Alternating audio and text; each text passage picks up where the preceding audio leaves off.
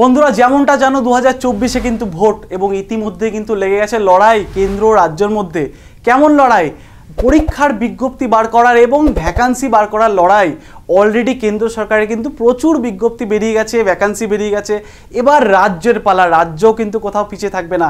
রাজ্য অলরেডি তার একটা নোটিফিকেশনে বলেছে যে তারাও কিছু ভ্যাকান্সি বার করবে। তাই বুঝতেই পারছো এই বছরটা অর্থাৎ 2023টা আমাদের কাছে কিন্তু একটা সুবর্ণ সুযোগ। এই সুবর্ণ সুযোগটাকে আমাদের কাজে লাগাতে হবে, লাগিয়ে আমাদের যে স্বপ্নের চাকরি, আমাদের যে মনের মতন একটা চাকরি সেইটা পেতে হবে। আমাদের সরকারি চাকরি একটা পেতেই হবে, এটাই কিন্তু আমাদের লক্ষ্য ছিল, এটাই আমাদের লক্ষ্য থাকবে। তাই সেই লক্ষ্য পূরণ করতে আমাদের কি করতে হবে? আমাদের স্মার্ট স্টাডি করতে হবে, ভালো করে বুঝে শুনে পড়াশুনো করতে হবে এবং যেই চাকরিগুলো বেরাবে না, যেই বিজ্ঞপ্তিগুলো, তার জন্য এখন দিয়ে পড়তে হবে। এমন না নোটিফিকেশন বেরোলো তারপরে পড়াশোনা শুরু করলাম, এরকম করে হবে না। এখন দিয়ে পড়তে হবে এবং সেই প্রতিটা চাকরির পরীক্ষায় তোমরা যদি একটু ভালো করে নোটিস করো বা প্রিভিয়াসের খুলে দেখো, দেখবে আমাদের কারেন্ট অ্যাফেয়ারের একটা বিরাট গুরুত্ব আছে। কিন্তু সামনেই আছে এমটিএসে তো প্রচুর কারেন্ট অ্যাফেয়ার আসে, 6 থেকে 7টা কারেন্ট অ্যাফেয়ার আসে এবং সেই কারেন্ট অ্যাফেয়ারগুলোকে মোকাবিলা করতে, প্রতিটা নাম্বার নিজের করতে কি করতে হবে? ভালো করে কারেন্ট অ্যাফেয়ার তৈরি করতে হবে। এবং কি করে তৈরি করবো সে কারেন্ট অ্যাফেয়ার? দেখো, যে কোনো পরীক্ষার ক্ষেত্রে আমাদের কারেন্ট অ্যাফেয়ার তৈরি করতে গেলে লাস্ট মোটামুটি 1 বছর কিংবা 1.5 বছরের কারেন্ট অ্যাফেয়ার কিন্তু পড়তেই হয়।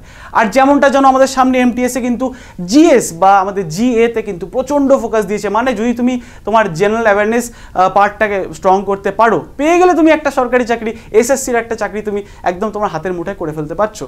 তাই এই বছর আমাদের জিএস বা জিএর যে পার্টটা খুব স্ট্রং করতে হবে, তার জন্য কিন্তু কারেন্ট অ্যাফেয়ার ভালো করে পড়তে হবে এবং সেই অংশে কিন্তু আমাদের 2022-এর সম্পূর্ণ বছরের কারেন্ট অ্যাফেয়ার কিন্তু পড়তেই হবে, কোনো বিকল্প নেই। দেখো 2022-এর সম্পূর্ণ কারেন্ট অ্যাফেয়ার আমাদের পড়েই যেতেই হচ্ছে এবং তাই তোমাদের সুবিধার্থে নিয়ে চলে এসেছি আমি 2022-এর যে কারেন্ট অ্যাফেয়ার ম্যারাথন, মানে 2022-এর সম্পূর্ণ বছরটার কারেন্ট অ্যাফেয়ার আমরা পড়বো। কিভাবে পড়বো? দেখো, আমরা এই যে ম্যারাথনটাকে দুটো ভাগে ভাগ করেছি। 2022-এর প্রথম পার্ট মানে জানুয়ারি থেকে জুন, এই প্রথম 6 মাস এটাকে আমরা দেখবো ফার্স্টে এবং এরপরে দেখবো তারপরে পার্টটা মানে জুলাই থেকে ডিসেম্বর। বুঝতে পারলে? এর মধ্যে তোমাদের জন্য রেখেছি আমি টপ 160 কোয়েশ্চেন। যেমনটা জানো কারেন্ট অ্যাফেয়ার একটা বিরাট সমুদ্র, সেই সমুদ্রে আমরা কি হাতড়াবো? এই তো কম টাইম, 2 মাসও নেই হয়তো আমাদের এসএসসির এক্সামগুলো। তাই এই কম টাইমে সব পড়লে তো হয়ে গেল, সব শেষ, সব পরীক্ষা, সব সাবজেক্ট ছেড়ে আমাদের কারেন্ট অ্যাফেয়ার নিয়ে বসে থাকতে হবে। তাই তোমাদের সুবিধার্থে নিয়ে এসেছি বাছাই করা 160 কোয়েশ্চেন, যার মধ্যে তোমরা ক্যাটাগরি ওয়াইজ কোয়েশ্চেন পাবে এবং তোমরা যদি ক্লাসটা মিস করো, তোমরা যদি পুরো ক্লাসটা না করো, তোমরা কি লস করছো জানো? দেখো, তোমরা লস করছো প্রথমত হচ্ছে পরীক্ষায় গিয়ে সেই মোয়ার মতো নাম্বারগুলো যেগুলো আমাদের এসএসসি দেবে, একটা এই 2022 থেকে যে কোয়েশ্চেনগুলো দেবে সেগুলো তোমরা মিস করে যাবে, সব পড়তে যাবে, সব গুলিয়ে যাবে, লাস্টে দেখবে কিছুই পারছো না, পুরো জিএস এর পার্টটা ঘেটে ঘ হয়ে যাবে। তাই কি করতে হবে? পুরো ভিডিওটা দেখতে হবে। ভিডিওটা পুরো দেখলে তোমরা কি লাভ পাচ্ছ, দেখো, অল্প সময় বিশাল গেইন করতে পারছো, ভালো একটা বেনিফিট পাচ্ছ। ক্যাটাগরি ওয়াইজ আছে, মানে তোমরা যারা মনে করো ক্যাটাগরি ওয়াইজ পড়বো তাদের জন্য সুবিধা। যারা মনে করছো অত ক্যাটাগরি বুঝি না বাবা, 160 প্রশ্ন মানে টপ প্রশ্ন তুমি দিয়ে দাও, সেগুলো তোমরা পেয়ে যাচ্ছ। এবং তার সাথেও কি সুবিধা আছে জানো?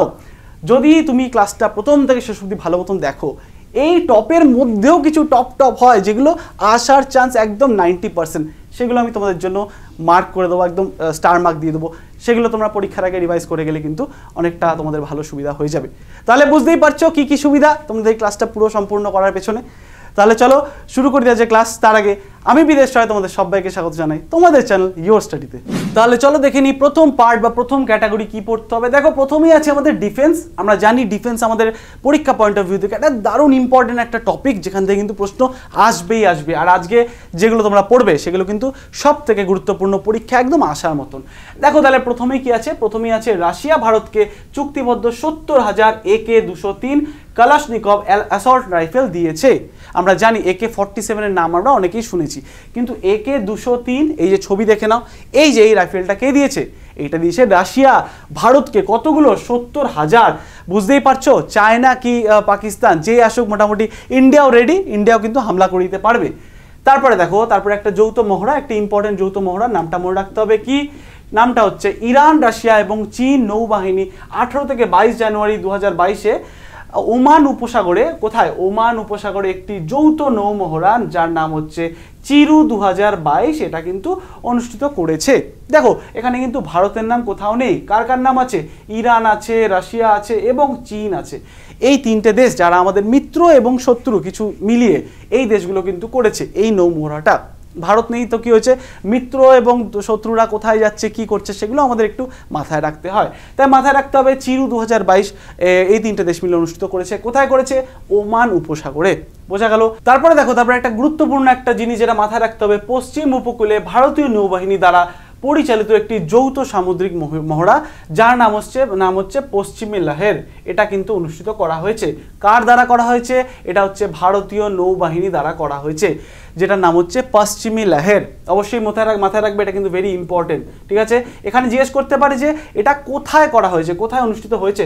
দেখতে পাচ্ছ এটা অনুষ্ঠিত হয়েছে আমাদের পশ্চিমের উপকূলে কিন্তু অনুষ্ঠিত হয়েছে, খুব ইম্পর্টেন্ট। এরপরে দেখো, এরপর একটা গুরুত্বপূর্ণ একটা পয়েন্ট, সেটা কি? সেটা হচ্ছে দুটি দেশীয়ভাবে তৈরি অ্যাডভান্স লাইট হেলিকপ্টার যার নাম হচ্ছে ALH ধ্রুব MK3, মানে অ্যাডভান্স লাইট হেলিকপ্টার ধ্রুব MK3। এটিকে কি করা হয়েছে? এটিকে পোর্ট ব্লেয়ার আন্দামান নিকোবরে কমান্ডারের বহরে অন্তর্ভুক্ত করা হয়েছে। আন্দামান নিকোবরের যে কমান্ডার বহর সেটাকে অন্তর্ভুক্ত করা হয়েছে। এবং এটাকে কে বানিয়েছে হচ্ছে হিন্দুস্তান এরোনটিক্যাল লিমিটেড, মানে হ্যাল তৈরি করেছে আমাদের এই একটা হেলিকপ্টার, যেটা অ্যাডভান্স লাইট হেলিকপ্টার যার নাম হচ্ছে ধ্রুব ALH ধ্রুব MK3। কোথায় দেখে নাও ছবিটা? এই যে দেখে নাও, অ্যাডভান্স লাইট হেলিকপ্টার ধ্রুব যার নাম, সেটা কিন্তু আন্দামানের যে নৌবহর আছে তার মধ্যে কিন্তু অন্তর্ভুক্ত করা হয়েছে। এবার দেখো, এবার হচ্ছে ভারত হেভি ইলেকট্রিক্যাল লিমিটেড বা ভেল BHEL যাকে বলে, সেটি হচ্ছে দেশের বৃহত্তম বিদ্যুৎ সরঞ্জাম প্রস্তুতকারক। এই তকমাটা পেয়েছে কে? ভেল পেয়েছে। দেখো, যেগুলো মোস্ট ইম্পর্টেন্ট তার পাশে কি পেয়ে যাচ্ছ? Star mark. তোমরা সেগুলো কিন্তু ছাড়বেই না, সেগুলো পড়তেই হবে। চলো দেখে নি এরপরে কি আছে। এরপরে দেখো, ভারতীয় বিমান বাহিনী IAF, যেটা ইন্ডিয়ান এয়ারফোর্স বলা হয়, IAF রাজস্থানের জয়সালমেরে ভারত পাক সীমান্তের কাছে পোখরান ফায়ারিং রেঞ্জে বায়ু শক্তি অনুশীলনী প্রদর্শন করেছে। বায়ু শক্তি মহড়া ভারতীয় বিমান বাহিনীর প্রতি 3 বছর একবার কিন্তু অনুষ্ঠিত হয়। ইম্পর্টেন্ট কিন্তু অবশ্যই দেখতে হবে। এখানে জিজ্ঞেস করতে পারে যে, তোমাদের জিজ্ঞেস করবে যে ভারতীয় বায়ু শক্তি অনুশীলনী কোথায় অনুষ্ঠিত হয়েছে? কোথায় হয়েছে? রাজস্থানের জয়সালমেরে। যেই জায়গাগুলো আমি না স্টার মার্ক করছি, মনে করো মানে 80% চান্স চলে এসছে। দেখো, FTS 50 কিন্তু অনেক শিফট হয়।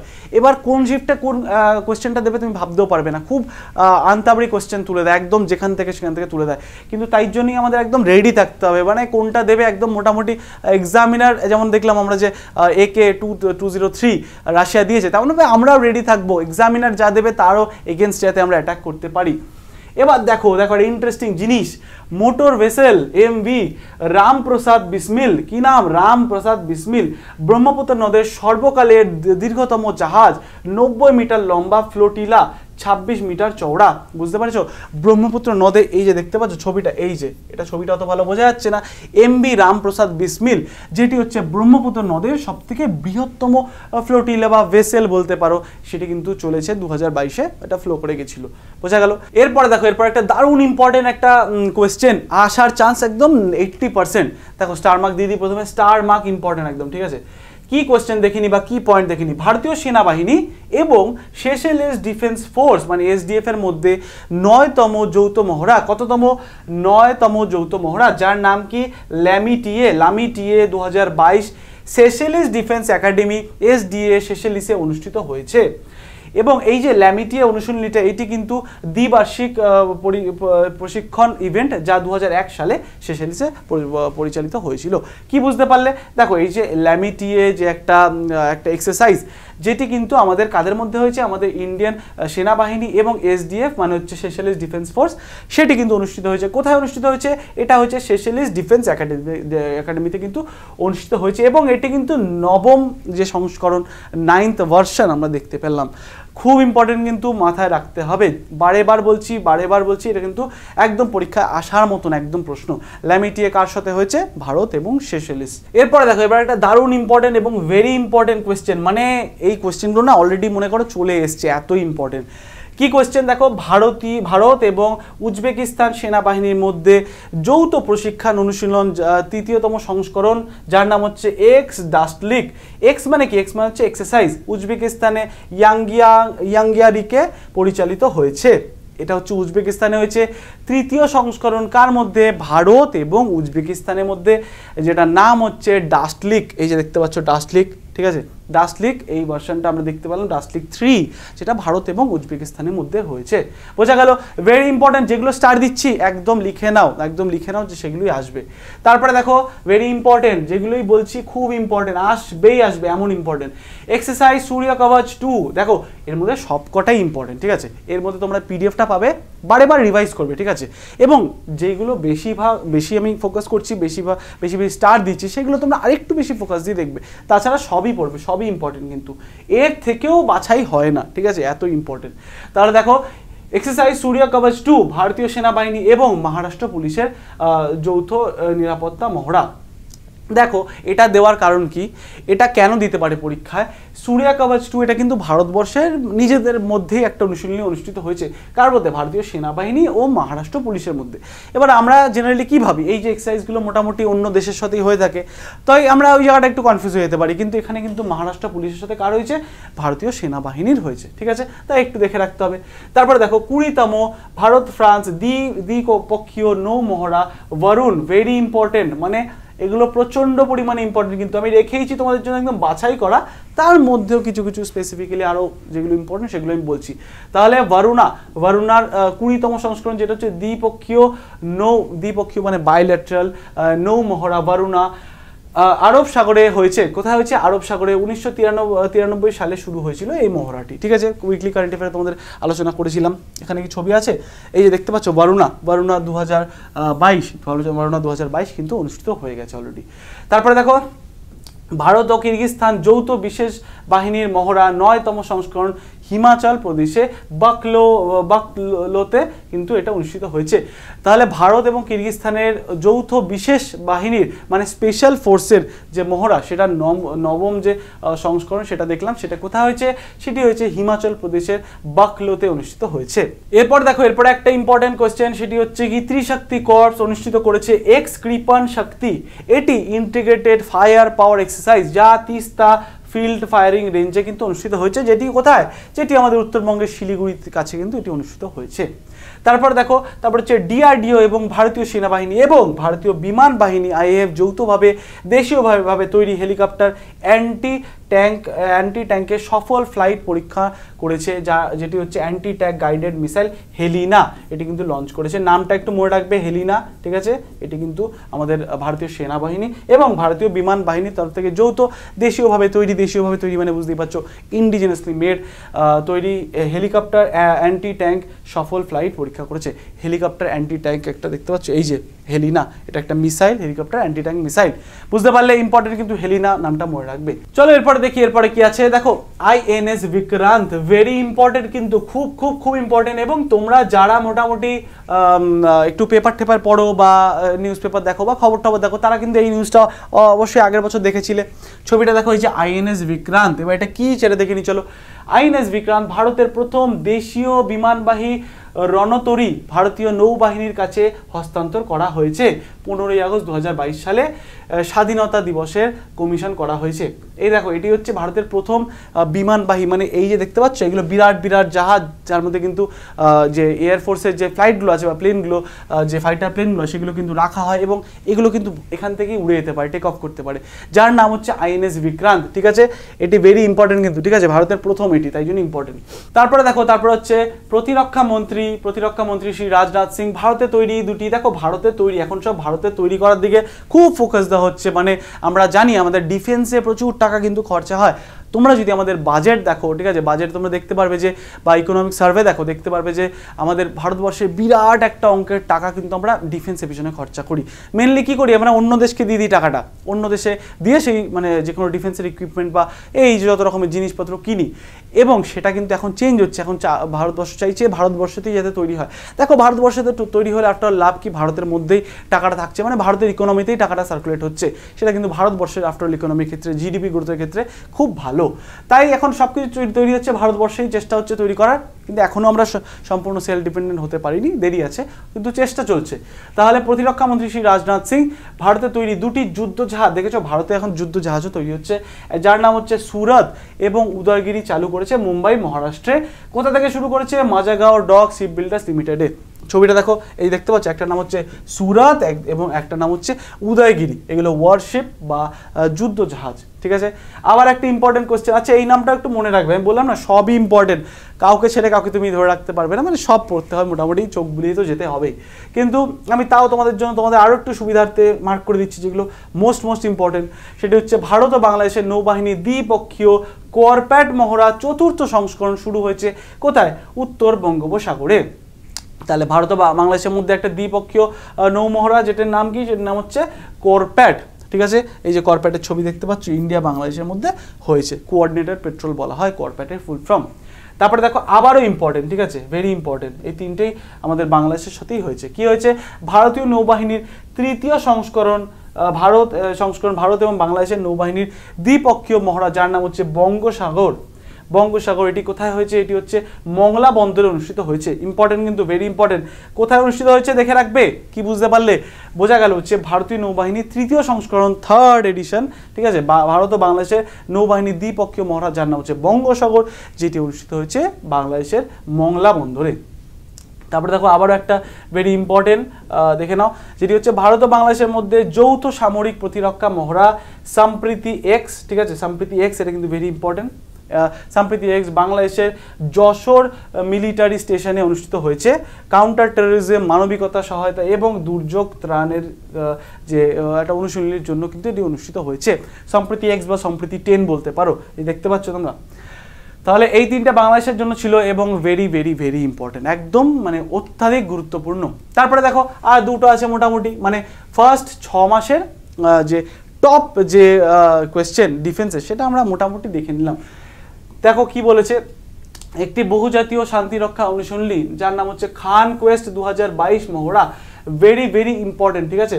এটি দেখে নাও, কি জিনিসটা দেখে নিই, প্রথমে ছবিটা দেখে নাও। এই যে খান কোয়েস্ট 2022, এটি কি? এটি হচ্ছে মাল্টিন্যাশনাল পিস কিপিং এক্সারসাইজ। এটি 16টি দেশের সামরিক বাহিনীর মধ্যে অনুশীলনী হয়েছে।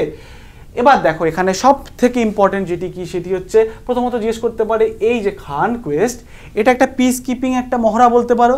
এটি কটি দেশের মধ্যে হয়েছে? 16টি দেশের মধ্যে। এখানে তোমাদের ফ্ল্যাগটা দেওয়া আছে, প্রতিটা দেশের ফ্ল্যাগ দেওয়া আছে, একটু দেখে নেবে তোমরা চাইলে। 16টি দেশের ফ্ল্যাগ, 16টি দেশের নাম কোনোদিন জিজ্ঞেস করবে না, একটাই মাথায় রাখো, ভারতবর্ষ আছে, ব্যাস, দ্যাটস ইট। তাছাড়া অতটা মাথায় রাখতে হবে না 16টি দেশ কী কী। তো 16টি দেশ মনে রাখবে, 16টি দেশ। তাছাড়া এটি কোথায় অনুষ্ঠিত হয়েছে? এটি অনুষ্ঠিত হয়েছে উলানবাতর, মঙ্গোলিয়াতে কিন্তু এটি অনুষ্ঠিত হয়েছে। তারপরে দেখো, তারপরে কি আছে? 38তম ভারত ইন্দোনেশিয়া করপ্যাট আন্দামান সাগর এবং মালাক্কা প্রণালীতে অনুষ্ঠিত হয়েছে। দেখো এখানে কিন্তু একটু কনফিউজ হলে হবে না, ভারতবর্ষে এবং বাংলাদেশের সাথেও কিন্তু একটা করপ্যাট অনুষ্ঠিত হয়েছে, মানে যাকে কোঅর্ডিনেটেড পেট্রোল বলে। এবং এখানে দেখতে পাচ্ছি ভারত ও ইন্দোনেশিয়ার মধ্যেও কিন্তু একটা কোঅর্ডিনেটেড পেট্রোল একটা অনুশীলনী কিন্তু অনুষ্ঠিত হয়েছে।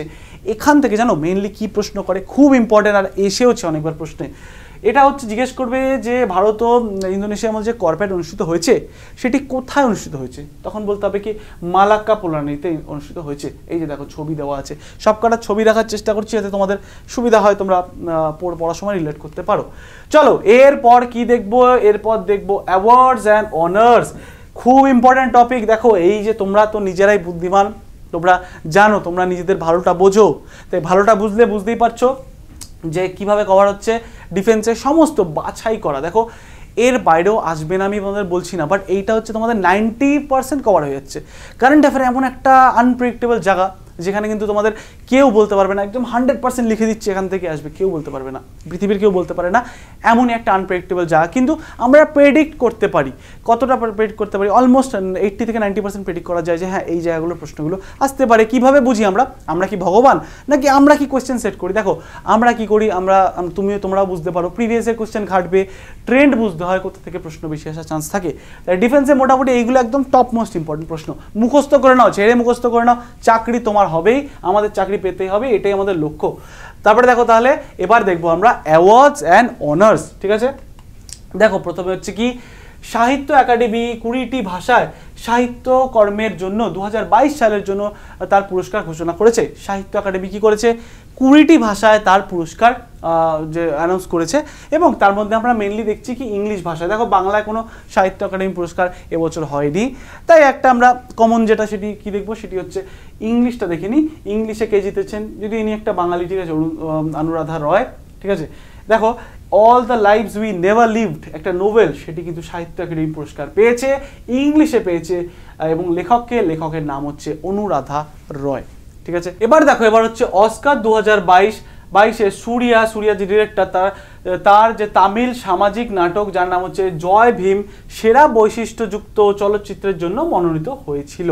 দেখো তোমাদের এখানে একটা কথা বলি, এটা কিন্তু আমি তোমাদের বলতেই বলবো না যে খুব ইম্পর্টেন্ট, স্টার ইম্পর্টেন্ট।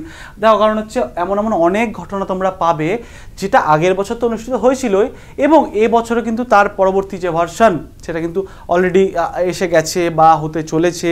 তাই এইটা আমাদের অতটা ইম্পর্টেন্ট হচ্ছে না, আমাদের অবশ্যই যেগুলো আমি তোমাদের ইম্পর্টেন্ট বারে আমি বলে দেবো। কারণ এবছরও কিন্তু অনেক মোটামুটি মনোনীত হয়ে গেছে যারা অস্কারের জন্য। তো আগের বছর হয়েছিল কে, জয় ভীম, এই জয় ভীম যে একটা তামিল সামাজিক নাটক, সেটি কিন্তু হয়েছিল, মনোনীত হয়েছিল অস্কার 2022-এর জন্য, পায়নি কিন্তু মনোনীত হয়েছিল। ঠিক আছে, এবার দেখো এবার একটা খুব ইম্পর্টেন্ট একটা পয়েন্ট, সেটি হচ্ছে সুভাষচন্দ্র বসু আপদা প্রবন্ধ পুরস্কার। লাইনটা বেঁকে গেল, একটু ঠিক করে নি। দেখো কি বলেছে হচ্ছে সুভাষচন্দ্র বোস আপদা প্রবন্ধ পুরস্কার, সেটিকে জিতেছে 2022-এরটা জিআইডিএম এর অধ্যাপক বিনোদ শর্মা, তিনি কিন্তু এই সুভাষচন্দ্র বোস আপদা প্রবন্ধ পুরস্কারটি কিন্তু জিতেছেন। এই যে দেখতে পাচ্ছ এই মানুষটি, এই যে দেখো এই মানুষটি কিন্তু জিতেছেন, বোঝা গেল। আর এই হচ্ছে তোমাদের জয় ভীম, যেটা বললাম অস্কারের জন্য মনোনীত হয়েছিল। এরপর দেখো এরপর হচ্ছে জাপানের প্রাক্তন প্রধানমন্ত্রী শিনজো আবে নেতাজি রিসার্চ ব্যুরো 2022 নেতাজি পুরস্কার ভূষিত হয়েছে, নেতাজি পুরস্কারে। দেখো এটা কিন্তু খুব ইম্পর্টেন্ট একটা কোয়েশ্চেন বা একটা ইভেন্ট বলতে পারো। দেখো দুটোই কিন্তু আমাদের নেতাজি সুভাষচন্দ্র বোসের নামেই পুরস্কার, একটা হচ্ছে একটা হচ্ছে সুভাষচন্দ্র বোস আপদা প্রবন্ধন পুরস্কার, আরেকটা হচ্ছে এইটা হচ্ছে দেওয়া হয় হচ্ছে নেতাজি রিসার্চ ব্যুরোর তরফ থেকে নেতাজি পুরস্কার দেওয়া হয়। আগের বছর যিনি জিতেছিলেন তিনি হচ্ছেন এটা আমাদের শিনজো আবে, যিনি হচ্ছেন প্রাক্তন জাপানের প্রধানমন্ত্রী।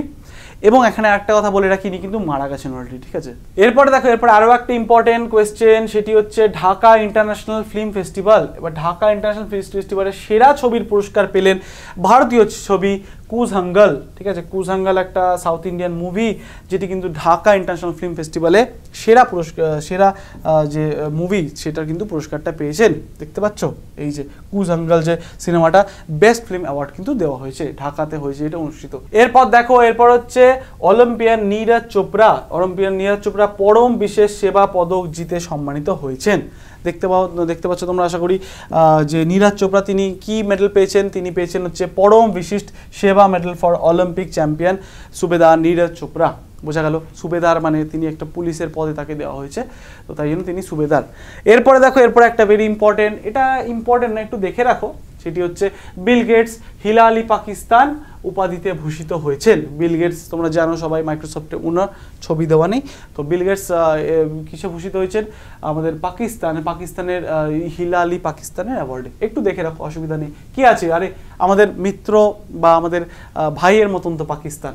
ঠিক আছে, এবার দেখো দাদা সাহেব ফালকে আন্তর্জাতিক চলচ্চিত্র উৎসব, এইটা ভেরি ইম্পর্টেন্ট হয়ে যাচ্ছে, খুব ইম্পর্টেন্ট একদম। দাদা সাহেব ফালকে যে আন্তর্জাতিক চলচ্চিত্র উৎসব, বেস্ট ফিল্মের অ্যাওয়ার্ডটা পেয়েছে শেরশাহ, বেস্ট অ্যাক্টর অ্যাওয়ার্ড পেয়েছে রণবীর সিং ফর 83 জন্য কিন্তু বেস্ট অ্যাক্টর অ্যাওয়ার্ড পেয়েছে রণবীর সিং।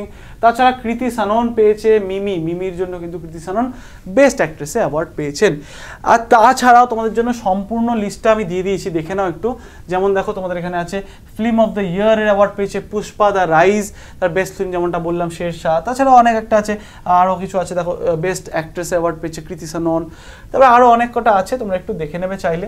বাট মেন ইম্পর্টেন্টগুলো হচ্ছে film of the year, best film, best actor, best actress, এইগুলো থেকেই মোটামুটি আসে। বেস্ট ডিরেক্টরটাও দেখে রাখতে পারো, বাঙালি কেন ঘোষ। ঠিক আছে, এইগুলো কিন্তু আমাদের দাদা সাহেব ফালকে 2022-এর পুরস্কার। তারপরে দেখো কোল ইন্ডিয়া লিমিটেড ভারতের সবচেয়ে বিশ্বস্ত পাবলিক সেক্টর কোম্পানির পুরস্কার জিতেছেন। তারপরে দেখো পদার্থবিজ্ঞানী দীপক ধর, এইটা কিন্তু খুব ইম্পর্টেন্ট, এটা ভেরি ইম্পর্টেন্ট, খুব ইম্পর্টেন্ট এইটা। পদার্থবিজ্ঞানী দীপক ধর প্রথম ভারতীয় বোল্টসম্যান পদক জিতেছেন। দীপক ধর প্রথম ভারতীয় যিনি কিন্তু বোল্টসম্যান পদক জিতেছেন, দেখতে পাচ্ছ এনাকে, ইনি কিন্তু প্রথম যে ফিজিসিস্ট বা পদার্থবিজ্ঞানী, ইনি কিন্তু বোল্টসম্যান অ্যাওয়ার্ড জিতেছেন। তারপরে দেখো মিস ওয়ার্ল্ড 2021-এর 70তম আসরে মুকুট পড়লেন পোল্যান্ডের ক্যারোলিনা বিলাওয়াৎস্কা। ইনি কিন্তু আমাদের যে মিস ওয়ার্ল্ড হয়েছে 2021-এর 70তম আসর, সেখানে কিন্তু ইনি কিন্তু পদক জিতেছেন বা মুকুটটা পড়েছেন। তারপরে দেখো ছবি আছে কিনা দেখে নাও, এই যে ছবি দেখতে পাচ্ছ ইনি, দেখা গেল। দেখে নাও ছবি দেখে পড়লে একটু কানেক্টেড ভালো হওয়া যায়, ভালো মাথায় রিটেন করে রাখা যায়, ধরে রাখা যায় জিনিসটা। দেখো আফটারঅল তো পরীক্ষা গিয়ে আমাদের অ্যান্সারটা করে আসা, আফটারঅল চাকরি পাওয়াটা আমাদের লক্ষ্য, যেমন করে হোক আমাদের সেটা পেতেই হবে। তারপর দেখো আমেরিকার গণিতবিদ ডেনিস পার্নেল সুলিভান 2022-এর এবেল পুরস্কার জিতেছেন। তাহলে আমেরিকার গণিতবিদ নাম হচ্ছে ডেনিস পার্নেল সুলিভান, ইনি কিন্তু এবেল পুরস্কার জিতেছেন। তারপর একটা ইম্পর্টেন্ট, এটি কিন্তু মনে রাখতে হবে, এটি কি দেখো তোমরা সবাই চেনো, আমাদের খুব প্রিয় actress Deepika Padukone Times 100 impact award পেয়েছেন কে? Deepika Padukone. Times 100 impactful person, সেই অ্যাওয়ার্ডটা পেয়েছেন দীপিকা পাদুকোন। ভেরি ইম্পর্টেন্ট কিন্তু। আমাদের চলছে কি? আমাদের চলছে অ্যাওয়ার্ড সেকশন। চলো সব করে দেখতে থাকো, খুব ইম্পর্টেন্ট কিন্তু, একদম একদম ক্যাপসুল, একদম যাকে বলে একদম ছোটা প্যাকেট বড়া ধামাকা। পুরো ক্লাসটা করো, দেখবে 2022-এর পুরো ক্লিয়ার, 6 মাসটা ক্লিয়ার, এর পরের দিন তো আবার পরের 6 মাস হবেই। দেখো এবার অস্কার যেটা হয়েছিল আগের বছর অনুষ্ঠিত, সেটা আমরা দেখে নিই। বললাম যেমনটা অনুষ্ঠিত হয়ে গেছে, এবছর আবার অস্কার হতে চলেছে। যখন অস্কার হবে তখন তোমরা উইকলি কারেন্ট অ্যাফেয়ার অবশ্যই পেয়ে যাবে বা মান্থলিতে পেয়ে যাবে। দেখো অস্কার পুরস্কার 2022-এ 94তম একাডেমি পুরস্কার। কততম? 94তম বা 94th, বোঝা গেল, মনে থাকবে তো। এই দেখো 94th অস্কার অ্যাওয়ার্ড 2022। এবার কারা কি বৃত্তান্ত দেখি, কারা বেস্ট অ্যাওয়ার্ড পেয়েছে একটু দেখে নিই। দেখো এটা অবশ্যই ইম্পর্টেন্ট, কিন্তু আমি বলবো যে এটার থেকেও বেশি ইম্পর্টেন্ট এবছর যেটা অনুষ্ঠিত হবে সেটা আমরা দেখবো পরে, এটাও দেখে রাখো, দেখতে তো হবে। Best actor in leading role Will Smith পেয়েছিল কিং রিচার্ডের জন্য। দেখো এটা একটা মজার ঘটনা বলি, তোমরা যদি তোমরা অনেকে যারা দেখে থাকবে তো ভালো, আর যারা দেখোনি একটু গুগলে গিয়ে সার্চ করবে যে এই উইল স্মিথ যখন অ্যাওয়ার্ড নিতে এসেছিল তখন ইনি ওই অ্যাঙ্কারকে চড় মেরেছিল। এটা একটা বড় কন্ট্রোভার্সি ক্রিয়েট হয়ে গেছে। সেটা আমাদের টপিক না, সেটা আমাদের পরীক্ষা কোনো জিজ্ঞেস করবে না, কিন্তু জাস্ট মনে রাখার পারপাসে তোমরা মনে রাখতে পারবে যে উইল স্মিথ যখন স্টেজে উঠেছে তখন একটা চড় মেরেছিল যে অ্যাঙ্কার ছিল তাকে। এবার কী কারণ সেসব আমি জানি না, তোমরা দেখে নেবে। কিং রিচার্ডের জন্য পেয়েছে। তারপরে দেখো বেস্ট অ্যাক্ট্রেস ইন লিডিং রোলে Jessica Chastain the eyes of Tammy Faye. এইগুলোর থেকেও বেশি ইম্পর্টেন্ট হচ্ছে এইটা, ঠিক আছে। যদি 2022-এর অস্কার পুরস্কার পড়তেই হয়, তার মধ্যে সবথেকে বেশি ইম্পর্টেন্ট হচ্ছে বেস্ট পিকচারে যে অ্যাওয়ার্ডটা পেয়েছে কোডা, ঠিক আছে। তারপরে দেখো আরও একটা যেটা ইম্পর্টেন্ট, বেস্ট ডিরেক্টিংয়ের জন্য পেয়েছেন জেন চ্যাম্পিয়ন এই সিনেমাটার জন্য, দ্য পাওয়ার অফ ডগ। দেখো আগের বছর না অনেক পরীক্ষায় অলরেডি এসে গেছে এই কোয়েশ্চেনটা, তাই আমি বলছি যে এইটা ইম্পর্টেন্ট। দেখো কোডা ইম্পর্টেন্ট, এইটা important, the power of dog. এই পাওয়ার অফ ডগ সিনেমাটা না অনেক কটা পুরস্কার পেয়েছে, বিভিন্ন জায়গায় বিভিন্নভাবে পুরস্কার পেয়েছে এই দ্য পাওয়ার অফ ডগ। তারপরে দেখো নায়িকা প্রতিষ্ঠিতা Falguni Nayar EY enterprise of the year award কিন্তু 2021-এ জিতেছেন। তারপর হচ্ছে ইউনেস্কোর রাষ্ট্রপতি জেলেন্সকি সাহসী পুরস্কার John F Kennedy Profile in Courage Award কিন্তু পেয়েছেন। অবশ্যই খুব কারেজিয়াস ম্যান, দেখতে পাচ্ছ, খুব সত্যি সাহসী, বুঝতে পারছো। আর রাশিয়া একটা অত বড় একটা বিশাল বড় সাইজের একটা দেশ, এবং সেই দেশের সাথে কিন্তু একা মোকাবেলা করেছে। যদি একা বলাটা ভুল হবে, এর ব্যাকগ্রাউন্ডে কিন্তু আমাদের পুরো আমেরিকা ছিল, তো যাই হোক সেটা পুরো ইউরোপের যে সব দেশগুলো, ইউরোপিয়ান ইউনিয়ন ছিল, কিন্তু তাও মানে ফেসে তো ছিল এই মানুষটি, তাই না? তাই অবশ্যই ইনি একটা কারেজিয়াস মানুষ, সেটা কিন্তু মানতেই হবে। তারপরে দেখো উদ্বোধনী, এইটা কিন্তু ইম্পর্টেন্ট, উদ্বোধনী লতা দীনানাথ মঙ্গেশকর পুরস্কার ভূষিত করেন আমাদের প্রধানমন্ত্রী মোদী। মানে কি, মানে একটা নতুন পুরস্কার চালু করেছেন। কে চালু করেছেন? আমাদের প্রধানমন্ত্রী। যে পুরস্কারটা হচ্ছে আমাদের লতা মঙ্গেশকর যিনি মারা গেছেন তার নামের উপরে, তার এই পুরস্কারটার নাম হচ্ছে লতা দীনানাথ মঙ্গেশকর পুরস্কার। এটি কিন্তু উদ্বোধন করে প্রধানমন্ত্রী নিজেকে দিয়েছেন, বুঝতে পারলে। তারপরে দেখো বিখ্যাত কবি ও সাহিত্য অধ্যাপক রামদরস মিশ্র সরস্বতী সম্মান 2021-এর জন্য নির্বাচিত হয়েছেন, ঠিক আছে। ভেরি ইম্পর্টেন্ট কিন্তু এটা, সরস্বতী সম্মানটা, রামদরস মিশ্র, এটা কিন্তু একটু দেখে নেবে, ঠিক আছে। সরস্বতী সম্মান কিন্তু অলওয়েজ ভেরি ইম্পর্টেন্ট হয়, ঠিক আছে। এই দেখো রামদাস মিশ্র সিলেক্টেড ফর সরস্বতী সম্মান 2021। এবার দেখো প্রবীণ বাঙালি লেখক, এটা কিন্তু ইম্পর্টেন্ট, ঠিক আছে। এটা কিন্তু অবশ্যই আমাদের মনে রাখতে হবে। এটা হচ্ছে প্রবীণ বাঙালি লেখক, নাম হচ্ছে অমর মিত্র। ছোট গল্পের জন্য মর্যাদাপূর্ণ 2022-এর ও হেনরি পুরস্কার জিতেছেন। কিসের জন্য জিতেছেন? কুসুমপুরের বয়স্ক মানুষ, ঠিক ঠিক আছে, এই বইটির জন্য the old man of Kusumpur and other story, এই বইটি দেখতে পাচ্ছ তোমরা আশা করি। এই বইটির জন্য কিন্তু ইনি ও হেনরি পুরস্কার জিতেছেন। মূলত বাংলায় লেখা, শিরোনাম গাও বুড়ো, 45 বছর আগে 1977 সালে কিন্তু মেন যে বইটা লেখা হয়েছিল, এই যে গাও বুড়ো দেখতে পাচ্ছ, গাও বুড়ো এবং অন্যান্য, এই বইটাকেই মানে এটাকে ইংলিশ ট্রান্সলেশন করা হয়েছে, যেটার নাম হচ্ছে the old man of Kusumpur. সেটার জন্য ইনি একটা পুরস্কার জিতেছেন, যেটির নাম হচ্ছে ও হেনরি পুরস্কার। এবার দেখো, এবার আর একটা ভালো একটা প্রশ্ন, সেটি হচ্ছে জাতীয় খনিজ উন্নয়ন কর্পোরেশন এনএমডিসি ইস্পাত মন্ত্রকের অধীনে একটি পুরস্কৃত করা হয়েছিল নয়াদিল্লি 80তম স্কচ সামিট, এটা কিন্তু ভেরি ইম্পর্টেন্ট, স্কচ সামিট এবং স্কচ অ্যাওয়ার্ড সোনা এবং একটি রূপও জিতেছেন। কে জিতেছে? জাতীয় খনিজ উন্নয়ন কর্পোরেশন এনএমডিসি। এবার দেখো, এবার হচ্ছে 64তম বার্ষিক গ্র্যামি পুরস্কার লাস ভেগাসে নেভাডাতে MGM গ্র্যান্ড গার্ডেন এরিনায় অনুষ্ঠিত হয়েছিল। এবছরও কিন্তু আবার গ্র্যামি অনুষ্ঠিত হয়ে গেছে, জানুয়ারি মাসে অলরেডি হয়ে গেছে। আমি ওটা আমাদের monthly current affair already cover করে দিয়েছি, ঠিক আছে। সেটা কিন্তু আমাদের ভারতীয় একজন বিজয়ী হয়েছেন, ঠিক আছে। এটা আগের বছর, এটা একটু দেখে নেবে। তারপরে দেখো, নাসার জলবায়ু গবেষণা বিজ্ঞানী সিনথিয়া রোজেনউইগ 2022 সালের বিশ্ব খাদ্য পুরস্কার পেয়েছেন। এইটা ইম্পর্টেন্ট, ঠিক আছে, এইটা কিন্তু ভেরি ইম্পর্টেন্ট। সেটি হচ্ছে আমাদের ওয়ার্ল্ড ফুড প্রাইজ। কে জিতেছেন? আমাদের সিনথিয়া রোজেনউইগ, ঠিক আছে। এবার দেখো, মমতা বন্দ্যোপাধ্যায় তার বইয়ের জন্য বিশেষ বাংলা একাডেমি পুরস্কার ভূষিত হয়েছেন, যার নাম হচ্ছে কবিতা বিতান, ঠিক আছে। আমাদের এই কবিতা বিতান তোমরা চাইলে তোমরা অনলাইন থেকে ডাউনলোড করে নিতে পারো, তোমরা দেখতে পারো মমতা ব্যানার্জি আমাদের মুখ্যমন্ত্রীর বিভিন্ন কবিতা পড়ে। এটার জন্য ইনি পুরস্কার পেয়েছেন, কি সেটির নাম হচ্ছে আমাদের হচ্ছে বিশেষ বাংলা একাডেমি পুরস্কার। চলো দেখে নিই এরপরে আমাদের ইম্পর্টেন্ট কারেন্ট অ্যাফেয়ার কি আছে। দেখো, লেখক গীতাঞ্জলি শ্রী এবং আমেরিকার অনুবাদক ডেজি রকওয়েল। দেখো, এই যে গীতাঞ্জলি শ্রী দেখতে পাচ্ছ এবং আমাদের আমেরিকার অনুবাদক, ট্রান্সলেটার বলতে পারো, যার নাম হচ্ছে ডেজি রকওয়েল। এরা কি জিতেছে? এরা তাদের উপন্যাস টম্ব অফ স্যান্ডের জন্য কি জিতেছে? বুকার প্রাইজ জিতেছে। খুব ইম্পর্টেন্ট কিন্তু। দেখো, এটা কিন্তু অলরেডি আগের বছর আমাদের কিছু এক্সামে কিন্তু অলরেডি চলে এসছে, তাহলে বুঝতেই পারছো কতটা ইম্পর্টেন্ট। আগে এবছরও তাই আসতে পারে। তো এই যে এই দুজন মিলে কিন্তু এই বুকার প্রাইজটা জিতেছেন। এবার এই যে মানুষটি, এনার নাম হচ্ছে আমাদের গীতাঞ্জলি শ্রী। এনার যে বই, এনার বইয়ের নাম হচ্ছে দেখো রেত সমাধি, বা যেটা হিন্দিতে লেখা হয়েছিল রেত সমাধি, সেইটিকে ট্রান্সলেট করেছে এই যে ডেজি রকওয়েল। নাম দিয়েছে কি? Tomb of Sand. এবং এটি অনুবাদ করে এরা কিন্তু পেয়েছে এই যে বুকার প্রাইজের অ্যাওয়ার্ড। বোঝা গেল, খুব ইম্পর্টেন্ট কিন্তু, অলরেডি কিন্তু এটা এসে গেছে। এবং এই যে টম্ব অফ স্যান্ড, সেটা কিন্তু ইংরেজিতে অনুবাদ করা হয়েছে, খুব ইম্পর্টেন্ট, ঠিক আছে।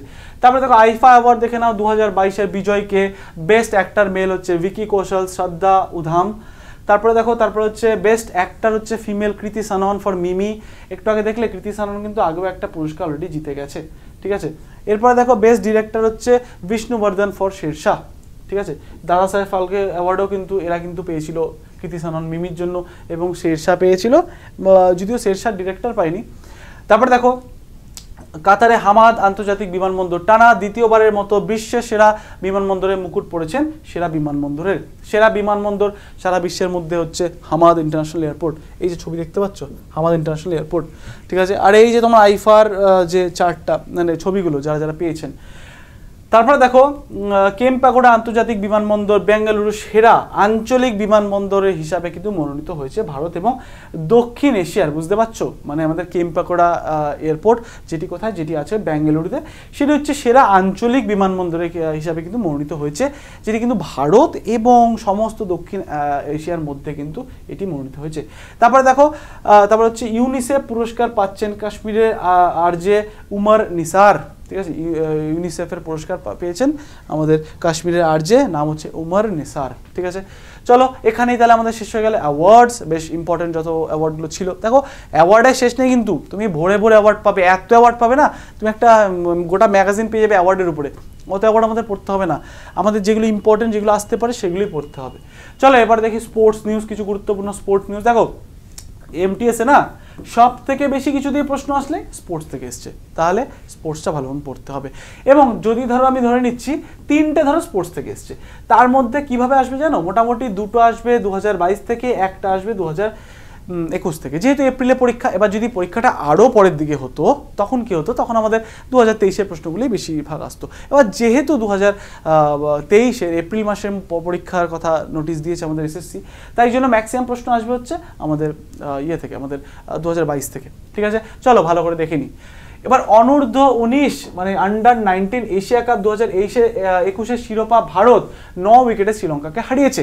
মানে আন্ডার 19 এশিয়া কাপ 2021 জিতেছে আমাদের ভারতবর্ষ, চ্যাম্পিয়ন ভারতবর্ষ, দেখতে পাচ্ছ চ্যাম্পিয়ন আন্ডার 19 যারা আছেন তারা কিন্তু শ্রীলঙ্কাকে হারিয়েছে। তারপরে উত্তরপ্রদেশের লখনৌতে ভারতের প্রথম প্যারা ব্যাডমিন্টন একাডেমি উদ্বোধন করা হয়েছে। এটা কিন্তু খুব ইম্পর্টেন্ট, এটা তোমরা বিভিন্ন জায়গায় কিন্তু এই প্রশ্ন দেখবে, ভেরি ভেরি ভেরি ইম্পর্টেন্ট হচ্ছে উত্তরপ্রদেশের লখনৌতে। কোথায়? লখনৌতে ভারতের প্রথম প্যারা ব্যাডমিন্টন একাডেমি। আচ্ছা, প্যারা ব্যাডমিন্টন একাডেমিটা কি? ছবিটা দেখে নাও, তোমরা ছবিটা দেখলে আশা করি বুঝতে পারবে। যারা স্পেশালি এবেল্ড মানুষ যারা আছেন, দেখতে পাচ্ছ হুইল চেয়ারে বসে যারা খেলছেন, তো স্পেশালি এবেল্ড এদেরকে আমরা বলি। তো এই স্পেশালি এবেল্ড মানুষদের জন্য প্যারা বলা হয় তাদেরকে। সেরকম একটা করা হয়েছে, একটা প্যারা ব্যাডমিন্টন একাডেমি তৈরি করা হয়েছে। কোথায়? আমাদের উত্তরপ্রদেশের লখনৌতে। ঠিক আছে, তারপরে দেখো বেজিং শীতকালীন অলিম্পিক গেমস 2022-এ ইন্ডিয়ার বয়কট করেছে। ঠিক আছে, এটা আর দেখে লাভ নেই, মানে বয়কট করে দিয়েছে অলরেডি বেজিং যে শীতকালীন অলিম্পিক হয়েছিল।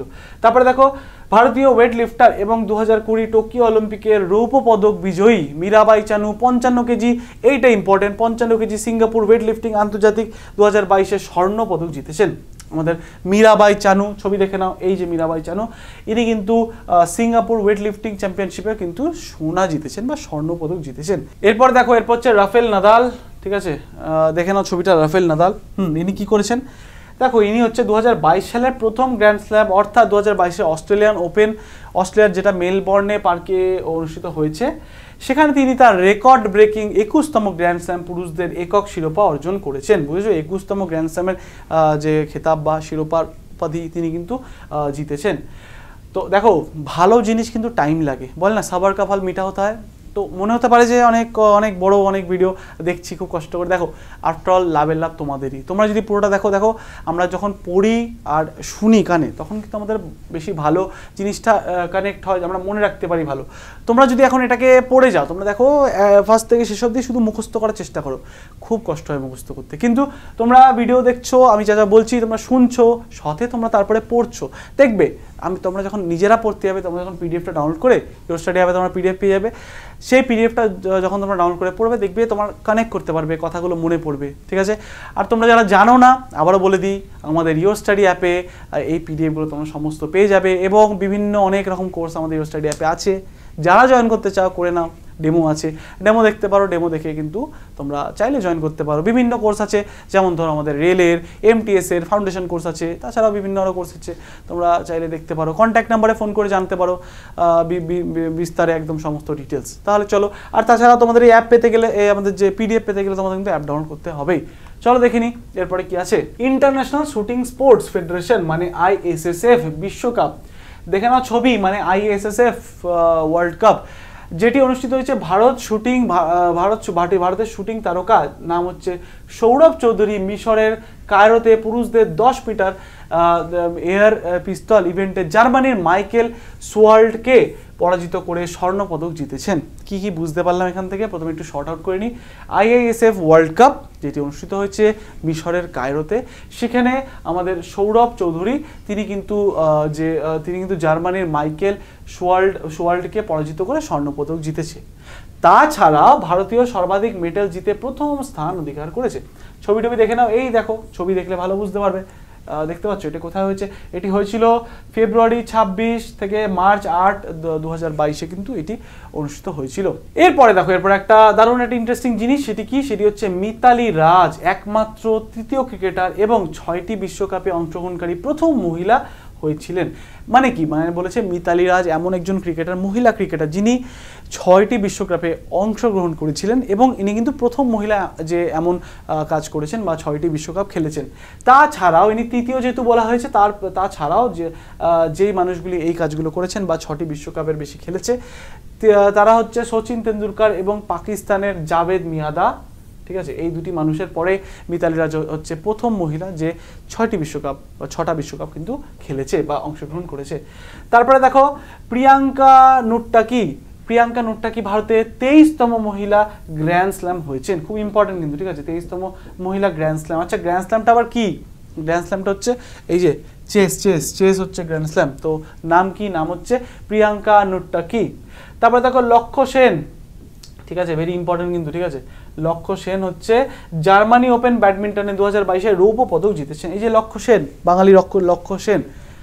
তারপরে দেখো লক্ষ্য যেটা নিয়েছিল সেটা কিন্তু পূরণ করেছে, বুঝতে পারছো। তারপরে দেখো ভারত চেন্নাইয়ে FIDE দাবা অলিম্পিয়াড 2022-এ আয়োজন করেছে। কোথায় আয়োজন হয়েছে? FIDE দাবা চ্যাম্পিয়নশিপ আমাদের চেন্নাইতে, সাউথ ইন্ডিয়ার চেন্নাইতে। চলো দেখি এরপরে কোয়েশ্চেন কি আছে বা MCQ কি আছে। পঙ্কজ আডবাণী 8তম বারের মতো এশিয়ান বিলিয়ার্ডস খেতাব জিতেছেন। দেখতে পাচ্ছ এই যে পঙ্কজ আডবাণী, মনে রাখবে, কিভাবে মনে রাখবে? কিয়ারা আডবাণী, সিদ্ধার্থ মালহোত্রার সাথে যার বিয়ে হলো, তারই ভাইটাই হবে, মানে ভাইটাই না, জাস্ট মনে রাখার জন্য, ঠিক আছে। তিনি কিন্তু এশিয়ান বিলিয়ার্ডসের খেতাব জিতেছেন কিন্তু 8তম বারের জন্য মতন। তারপরে দেখো Charles Leclerc of Ferrari Formula 1 Bahrain Grand Prix জিতেছেন। ভেরি ইম্পর্টেন্ট এটা, ঠিক আছে। বাহরেন গ্র্যান্ড প্রিক্স জিতেছেন কে? আমাদের ফর্মুলা 1-এর চার্লস লেকার্ক। এবার দেখো, এবার হচ্ছে নীরজ চোপড়া। এটা কিন্তু খুব ইম্পর্টেন্ট একটা MCQ বা কোয়েশ্চেন বলতে পারো, বা current affair. Neeraj Chopra sportsman of the year পুরস্কার জিতেছেন স্পোর্টার SS 2022-এ, ঠিক আছে, ইম্পর্টেন্ট। এবং এখানে আরেকটা জিনিস মনে রাখতে হবে, যদি জিজ্ঞেস করে ফেলে যে নীরজ চোপড়া, দেখো SSC কী সব প্রশ্ন করে, আনপ্রেডিক্টেবল প্রশ্ন করে, তাই মোটামুটি রেডি থাকতে হয়। খুব আনপ্রেডিক্টেবল। দেখো অন্য যে কোনো পরীক্ষা দেবে তোমরা, দেখবে খুব একটা সিস্টেমেটিকভাবে প্রশ্ন জিজ্ঞেস করা হয়, কিন্তু SSC না খুব আনপ্রেডিক্টেবল, খুব উল্টোপাল্টা প্রশ্ন জিজ্ঞেস করে, তাই একটু দেখে রাখতে হবে। তোমরা যারা SSC দাও বা দিয়েছো তোমরা কিন্তু জানবে। তো দেখো নীরজ চোপড়া টোকিও অলিম্পিক্সে 87.58 মিটার জ্যাভলিন থ্রো করেছিলেন, ঠিক আছে, কিন্তু জানো যে নীরজ চোপড়া জ্যাভলিন থ্রোয়ার। এরপরে দেখো, এরপর হচ্ছে মালদ্বীপ সরকার স্পোর্টস আইকন, ঠিক আছে, স্পোর্টস আইকন পুরস্কারে ভূষিত হলেন কে? সুরেশ রায়না। সুরেশ রায়নাকে স্পোর্টস আইকনের যে পুরস্কার দিয়েছে কে? মালদ্বীপ সরকার। এই যে দেখতে পাচ্ছ, দেখে নাও, একটু ইম্পর্টেন্ট, ঠিক আছে, অবশ্যই ইম্পর্টেন্ট। এরপরে দেখো, এরপর হচ্ছে 15তম IPL 15th edition of IPL Indian premier লিগে টাটা IPL 2022-এ BCCI দুটি নতুন দল যোগ করেছেন। একটা হচ্ছে লখনৌ সুপার জায়ান্ট এবং গুজরাট টাইটান্স, ঠিক আছে, দুটো নতুন দল কিন্তু যোগ হয়েছে। এরপরে দেখো, এরপর হচ্ছে কাতারের দোহার বিশ্ব টেবিল টেনিস WTT প্রতিযোগিতায় 2022 চ্যাম্পিয়নশিপে মনিকা বাত্রা, আমরা সবাই চিনি মনিকা বাত্রা, এবং জ্ঞানেশ কারণ সাথিয়া মিশ্র ডাবলসের জুটিতে রৌপ্য জিতেছেন। তাছাড়া আমাদের অচন্ত শরৎ কমল টুর্নামেন্টে পুরুষদের একক ব্রোঞ্জ জিতেছেন, ঠিক আছে। এই তিনজন মানুষ কিন্তু, মনিকা বাত্রা এবং জ্ঞানেশ কারণ সাথিয়া, ইনি কিন্তু বিশ্ব ডাবলসের জুটিতে কি জিতেছেন? রৌপ্য। তাছাড়া অচন্ত শরৎ কমল, তিনি কিন্তু টুর্নামেন্টের পুরুষদের একক ব্রোঞ্জ যে পদক সেটি কিন্তু জিতেছেন। চলো দেখে নিই এরপরে কি আছে। দেখো এরপর হচ্ছে ম্যাক্স ভার্স্টাপেন 2022-এ সৌদি আরব গ্র্যান্ড প্রিক্স জিতেছেন। একটু ইম্পর্টেন্ট হয়ে যাচ্ছে গ্র্যান্ড প্রিক্সগুলো কিন্তু। তারপরে দেখো আন্দ্রে রুবেল কি করেছে? নোভাক জোকোভিককে হারিয়ে সার্বিয়া ওপেনের শিরোপা জিতেছে, ঠিক আছে। এরপরে দেখো, এরপর হচ্ছে Asian wrestling 2022, Asian wrestling championship 2022-এ কি ঘটনা হয়েছে দেখি এবার একটু। রবি কুমার দহিয়া পুরুষদের 57 কেজি ফ্রি স্টাইল ফাইনাল একক স্বর্ণপদক জিতেছেন। তাছাড়াও টোকিও অলিম্পিয়ান দীপক পুনিয়া পুরুষদের ফ্রি স্টাইল 86 কেজি রৌপ্য পদক জিতেছেন। তারপরে দেখো ভারত 2023 সালে স্ট্রিট চাইল্ড ক্রিকেট বিশ্বকাপ আয়োজন করবে। এরপর দেখো, এরপর হচ্ছে প্রজ্ঞানন্দা মর্যাদাপূর্ণ রেইকিয়াভিক ওপেন দাবা টুর্নামেন্ট জিতেছে। এই যে দেখতে পাচ্ছ প্রজ্ঞানন্দা। তারপরে দেখো ইনি কিন্তু গ্র্যান্ড মাস্টারও, ঠিক আছে, চেস গ্র্যান্ড মাস্টার কৌস্তব চ্যাটার্জির পরে ইনি হচ্ছেন তার পরবর্তী গ্র্যান্ড মাস্টার। তারপরে দেখো F1 অস্ট্রেলিয়ান গ্র্যান্ড প্রিক্স 2022 জিতেছেন চার্লস লেকার্ক, ঠিক আছে, চার্লস লেকার্ক জিতেছে F1 অস্ট্রেলিয়ান গ্র্যান্ড প্রিক্স 2022। তারপরে দেখো, তারপর হচ্ছে দীপিকা পল্লিকাল কার্তিক এবং সৌরভ ঘোষাল বিশ্ব ডাবল স্কোয়াশ চ্যাম্পিয়নশিপে প্রথম স্বর্ণ পদক জিতেছেন। দেখো ছবিটা দেখে নাও, তোমরা একটা মজার জিনিস বলি, তোমরা যারা অলিম্পিক দেখো বা কমনওয়েলথ গেমস দেখো তোমরা জানবে যে এরকম এই স্কোয়াশ খেলাটা কি। স্কোয়াশ খেলাটা একটু অন্য টাইপের খেলা। এটা একটা ওয়াল থাকে, একটা দেওয়াল থাকে, তার মধ্যে খেলতে হয়, তার মধ্যে ওই অনেকটা টেনিসের মতন, কিন্তু একটা ওয়ালের এগেনস্টে, ঠিক আছে। তো আমাদের এই বাঙালি একজন ছেলে দেখতে পাচ্ছ সৌরভ ঘোষাল, এনাকে কিন্তু আমরা অলিম্পিকেও খেলেছে, বিভিন্ন খেলায় কিন্তু থাকেই। তারপরে দেখি চলো, অমিত পাঙ্গল এবং আশিস কুমার পুরুষদের 52 এবং মানে 52 এবং 81 যথাক্রম রৌপ্য পদক জিতেছেন থাইল্যান্ড ওপেনে ইন্টারন্যাশনাল বক্সিং টুর্নামেন্টে। ফুকেটে হয়েছিল, যেটা হচ্ছিল কি Thailand open international boxing tournament, যেটা হয়েছিল ফুকেটে। সেখানে কে অমিত পাঙ্গল এবং আশিস কুমার পুরুষদের 52তম এবং 81 ক্যাটাগরি, এগুলো ক্যাটাগরি হয়, সেই ক্যাটাগরিতে কিন্তু রৌপ্য পদক জিতেছেন। তারপরে দেখো বিরাট কোহলি টানা পঞ্চমবারের জন্য ভারতের সবচেয়ে মূল্যবান সেলিব্রিটি হিসাবে কিন্তু অন্তর্ভুক্ত হয়েছেন Duff and Phelps celebrity brand valuation report 2021 অনুযায়ী। তারপরে দেখো মীরাবাই চানু, এটা ইম্পর্টেন্ট, ঠিক আছে। Mirabai Chanu BCCI Indian sportsman of the year পুরস্কার 2021 জিতেছেন। তিনি প্রথম ভারতীয় ভারোত্তোলন হিসাবে কিন্তু রৌপ্য জিতেছেন গ্রীষ্মকালীন অলিম্পিকে, ঠিক আছে। তারপরে অস্ট্রেলিয়ান আইসিসি মহিলা ক্রিকেট বিশ্বকাপ 2022 জিতেছে। অস্ট্রেলিয়া কি জিতেছে? আমাদের যে মহিলা ক্রিকেট বিশ্বকাপ 2022 অনুষ্ঠিত হয়েছিল, সেখানে কিন্তু অস্ট্রেলিয়া জিতেছে। এই যে দেখতে পাচ্ছ, অস্ট্রেলিয়া হচ্ছে চ্যাম্পিয়ন। তারপরে দেখো এই যে দেখতে পাচ্ছ ডাফ অ্যান্ড ফিলিপ অনুযায়ী কিন্তু আমাদের বিরাট কোহলি হচ্ছে টানা পঞ্চমবারের জন্য ভারতের সবথেকে মূল্যবান সেলিব্রিটি হয়েছে। তারপরে দেখো, তারপর হচ্ছে জাপানের নাওমি ওসাকাকে হারিয়ে 2022 সালের মিয়ামি ওপেন টেনিস টুর্নামেন্ট জিতেছেন পোল্যান্ডের ইগা সুয়াটেক, ঠিক আছে। দেখে নেবে একটু, চলো দেখে নিই এরপরে কি আছে। দেখো এরপর হচ্ছে পিভি সিন্ধু এশিয়ান ব্যাডমিন্টন চ্যাম্পিয়নশিপ 2022-এ ব্রোঞ্জ জিতেছেন। এটা কিন্তু ইম্পর্টেন্ট, অবশ্যই দেখে নেবে। এই যে পিভি সিন্ধু জিতেছেন এশিয়ান ব্যাডমিন্টন চ্যাম্পিয়নশিপ 2022-এ ব্রোঞ্জ, ঠিক আছে। তারপরে দেখো, তারপরে হচ্ছে গ্রিসের হেরাক্লিয়নে IWF জুনিয়র ওয়ার্ল্ড চ্যাম্পিয়নশিপে স্বর্ণপদক ভারোত্তোলনে হর্ষা শারদ গারুদ প্রথম ভারতীয় হিসাবে কিন্তু এটি জিতে ইতিহাস রচনা করেছে। IWF ইন্টারন্যাশনাল ওয়েট লিফটিং ফেডারেশনের যে গ্রিসে যেটা অনুষ্ঠিত হয়েছিল, সেটা ওয়ার্ল্ড চ্যাম্পিয়নশিপে যে আমাদের ভারতবর্ষীয় একজন, তার নাম হচ্ছে হর্ষা শারদ গারুদ। ইনি কিন্তু প্রথম ভারতীয় যিনি কিন্তু স্বর্ণপদক জিতে এই ইতিহাস রচনা করেছে। এটা কিন্তু জুনিয়র, IWF জুনিয়র, ঠিক আছে। তারপরে দেখো এটা একটু ইম্পর্টেন্ট, ঠিক আছে। ফুটবলে কেরালা পশ্চিমবঙ্গকে হারিয়ে সপ্তমবারের মতো সন্তোষ ট্রফি জাতীয় টুর্নামেন্ট জিতেছে। তারপরে দেখো 35তম স্প্যানিশ লিগের শিরোপা জিতেছেন রিয়াল মাদ্রিদ, ঠিক আছে। তারপরে দেখো, তারপরে হচ্ছে মার্কস ভার্স্টাপেন, যেটা এক্ষুনি আমরা দেখলাম, তিনি কিন্তু প্রথমবারের মতন মিয়ামি গ্র্যান্ড প্রিক্স জিতেছেন। এরা কিন্তু আরব গ্র্যান্ড প্রিক্সও জিতেছিল, দেখলাম। এই যে দেখো ম্যাক্স ভার্স্টাপেন 2022-এ সৌদি আরব গ্র্যান্ড প্রিক্স জিতেছেন, ঠিক আছে। একটু দেখে নেবে, নামগুলো খুব ইম্পর্টেন্ট। চলো দেখি এরপরে কি আছে। এরপরে দেখো কেতান কুল সর্বনাশ করেছে, হেভি কুল, বুঝতে পেরেছো কেন কুল, এত কুল কেন হয়ে গেল? দেখে নি কেন। ইনি একজন ব্রিটিশ পর্বতারোহী। ইনি কিন্তু প্রথম বিদেশি যিনি 16 বার এভারেস্ট চূর্ণ করেছেন বা এভারেস্টের চূড়ায় উঠেছেন। আচ্ছা, এখানটা ব্যাপার বিষয় বুঝে নাও, সেটা হচ্ছে ইনি কিন্তু 16 বার উঠেছেন, কিন্তু ইনি হচ্ছেন প্রথম কোনো বিদেশি। শেরপাড়া এর থেকেও বেশি উঠে ফেলেছে অলরেডি। তার নাম হচ্ছে কি কেতান কুল। এমন কুল কোনো ব্যাপারই না, 16 বার মাউন্ট এভারেস্টের চূড়া উঠে ফেলেছে। আমরা যেমন ঘুরতে যাই না কোথাও, ইনি তেমন মাউন্ট এভারেস্টের চূড়ায় ঘুরতে যায়, বুঝতে পেরেছো? দেখো এবার ম্যাক্স ভার্স্টাপেন আবারও রেড বুল স্প্যানিশ গ্র্যান্ড প্রিক্স জিতেছেন, ঠিক আছে। তাহলে কি কি দেখলাম? অলরেডি এই তিনটে দেখে ফেললাম। এই একটা আরব, আবার কোথায় গেল? এই একটা ছিল মিয়ামি, আবার এই একটা স্প্যানিশ গ্র্যান্ড প্রিক্স। এবার দেখো, এবার হচ্ছে এভারেস্ট বেস ক্যাম্পে পৌঁছানো মহারাষ্ট্রের 10 বছরের কিশোরী রিদম মামানিয়া। একটু দেখে নেবে, এটা ইম্পর্টেন্ট সেরমভাবে না, একটু দেখে নেবে। বেস ক্যাম্প তোমরা জানো, এখানে মজার জিনিস বলি, সেটা হচ্ছে বেস ক্যাম্প কিন্তু ওই মনে করো না যে হিমালয় চূড়ায় ফুড়ায় কিছু। বেস ক্যাম্প কাইন্ড অফ এখন একটা সিটি হয়ে গেছে, ঠিক আছে। বেস ক্যাম্পে মোটামুটি সবাই যায়, তুমি আমি সবাই যেতে পারবো। হ্যাঁ, এবারে সামিট ইজ ডিফারেন্ট। ওটা ওই চূড়ায় যাওয়াটাই, যে 16 বার কেতানকুল যে গেছে, এটা একটা বিরাট অ্যাচিভমেন্ট। হ্যাঁ, অবশ্যই এটা অ্যাচিভমেন্ট তো বলতেই হবে। 10 বছরের একটি বাচ্চা ইনি কিন্তু গেছে, কিন্তু তাও এভারেস্ট বেস ক্যাম্প কিন্তু একটা কাইন্ড অফ একটা ছোটোখাটো শহর হয়ে গেছে, এমনই অবস্থা। তো তারপরে দেখি চলো। তারপরে ম্যানচেস্টার সিটি 2021-22 সালে প্রিমিয়ার লিগ ফুটবল চ্যাম্পিয়নশিপ জিতেছে।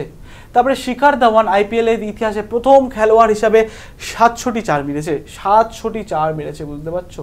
700, ঠিক আছে। চলো দেখি এরপর দেখো IBA মহিলাদের বিশ্ব বক্সিং চ্যাম্পিয়নশিপের 12তম সংস্করণ, যেটি 2022 সালে হয়েছে। কোথায় হয়েছে? এটি হয়েছে ইস্তানবুল, টার্কিতে, মে মাসে হয়েছিল। এবার এখানে পদক তালিকায় শীর্ষে রয়েছে তুরস্ক। এবার তুরস্ক তো বলতে গিয়ে তোমাদের জানোই তোমরা যে তুরস্কই কিন্তু প্রচণ্ড পরিমাণে একটা 7.8 রিক্টার স্কেলে ভয়াবহ একটা ভূমিকম্প হয়ে গেছে। সেখানেই কিন্তু IBF মহিলা বিশ্ব বক্সিং চ্যাম্পিয়নশিপ অনুষ্ঠিত হয়েছিল, সেখানে শীর্ষ স্থানে তুরস্কই ছিল। তাছাড়াও ফ্লাইওয়েট 52 কেজি ইভেন্টে সোনা জিতেছেন ভারতীয় নিখাত জারিন কিন্তু 52 যে কেজি ক্যাটাগরি সেখানে কিন্তু সোনা জিতেছেন। এবার দেখো, এবার হচ্ছে রাজস্থান রয়্যালসকে হারিয়ে Gujarat Titans Indian Premier League 2022-এ আহমেদাবাদে নরেন্দ্র মোদী স্টেডিয়ামে জিতেছে। এই দেখতে পারলাম আমরা যে আমাদের গুজরাট টাইটান্স এবার প্রথম ঢুকেছে, এবার প্রথম জয়েন করেছে, তারাই কিন্তু মোটামুটি পদক নিয়ে চলে গেছে বা IPL জিতে গেছে। এবার দেখো, এবার হচ্ছে মাদ্রিদ ওপেনের শিরোপা জিতলেন কে স্প্যানিশ টেনিস তারকা, নাম হচ্ছে কার্লোস আলকারাজ। তিনি কিন্তু স্প্যানিশ তারকা, ইনি কিন্তু মাদ্রিদ ওপেনের শিরোপা জিতেছেন। এবার দেখো, এবার হচ্ছে এটা একটা খুব খুব খুব ইম্পর্টেন্ট, ঠিক আছে? এইটাও কিন্তু আগেরবারও কোনো পরীক্ষায় এসে গেছে, অলরেডি এসে গেছে পরীক্ষায় কিন্তু, ঠিক আছে?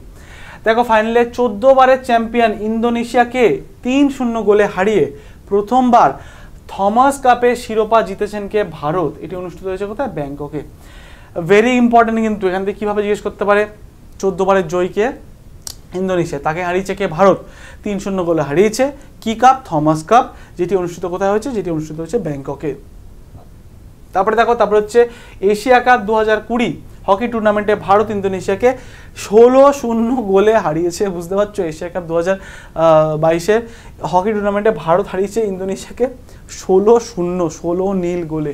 বিরাট বড় অ্যাচিভমেন্ট, দেখে না ছবি, এই যে খুব আনন্দ করছে, দেখেছো? আনন্দ করার মতনই জিনিস। আর এই থমাস কাপ খুব ইম্পর্টেন্ট, কিন্তু থমাস কাপ টাইম বলে দিচ্ছি, খুব ইম্পর্টেন্ট, অলরেডি পরীক্ষা এসে গেছে। চলো তারপরে দেখি, তারপরে আমাদের বিভিন্ন অ্যাপয়েন্টমেন্টস যা হয়েছে, যা নিয়োগ টিয়োগ করা হয়েছে সেইগুলো দেখে নিই। চলো এবার দেখো, ডেপুটি জাতীয় নিরাপত্তা উপদেষ্টা নিযুক্ত হলেন বিক্রম মিসরি। এবার দেখো, তোমাদের জন্য একটা প্লাস পয়েন্ট, তোমরা কেন, তোমাদের প্রথমেই বলেছিলাম ক্লাসের শুরুতে যে কেন তোমাদের ক্লাসটা করা উচিত, তার মধ্যে দেখো এই একটা পয়েন্ট, একটা বিরাট একটা গুরুত্বপূর্ণ পয়েন্ট, যে তোমরা বিভিন্ন সোর্স থেকে যখন পড়বে না, তোমাদের দেখবে এখানে এটাই দেওয়া থাকবে, ডেপুটি জাতীয় নিরাপত্তা উপদেষ্টা নিযুক্ত হলেন বিক্রম মিসরি।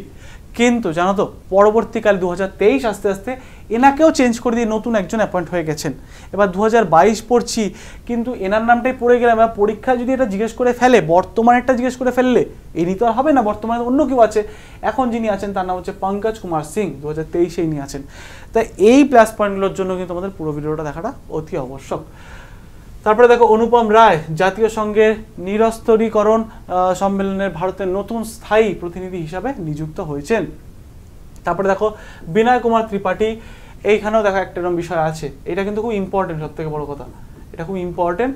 এবং বিনয় কুমার ত্রিপাঠী 2022-এ ছিলেন। তারপরে কিন্তু অনিল কুমার লাহোতি, ঠিক আছে, শ্রী অনিল কুমার লাহোতি, এটা কিন্তু অনেকবার কভার করেছি, উইকলিতে কভার করেছি, মান্থলিতে কভার করেছি, আবারও করলাম। অনিল কুমার লাহোতিকে রেলওয়ে বোর্ডের নতুন চেয়ারম্যান ও সিইও হিসাবে কিন্তু নিযুক্ত করা হয়েছে, ঠিক আছে। আবারও ইম্পর্টেন্ট, এগুলো কিন্তু খুব ইম্পর্টেন্ট, এই অ্যাপয়েন্টমেন্টটা কিন্তু খুব ইম্পর্টেন্ট, অ্যাপয়েন্টমেন্ট থেকে প্রচুর প্রশ্ন আসে আমাদের পরীক্ষায়। এবার দেখো, এবার হচ্ছে আইটিবিপি ডিজি সঞ্জয় অরোরা সশস্ত্র সীমা বল প্রধানের অতিরিক্ত দায়িত্ব পান। মানে আইটিবিপির তো ডিজি আছেন, তাছাড়াও হচ্ছে এসএসবি সীমা বলের প্রধানের অতিরিক্ত দায়িত্বটা পান।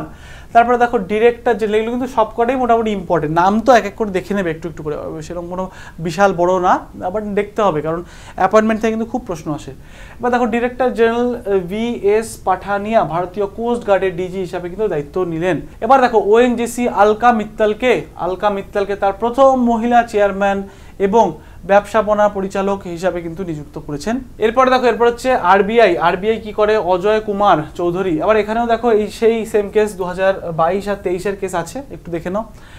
আরবিআই অজয় কুমার চৌধুরীকে 2022-এ করেছিল, কিন্তু এবার বর্তমানে যে আছেন তিনি হচ্ছেন অনিশ দয়াল সিং, এবং দীপক কুমারকে নতুন নির্বাহী পরিচালক হিসাবে কিন্তু নিযুক্ত করেন, ঠিক আছে। তারপরে দেখো, প্রাক্তন আরবিআই গভর্নর উর্জিত পটেল, এটা কিন্তু খুব ইম্পর্টেন্ট, ঠিক আছে, এটা ভেরি ভেরি ভেরি ইম্পর্টেন্ট, ঠিক আছে, খুব ইম্পর্টেন্ট।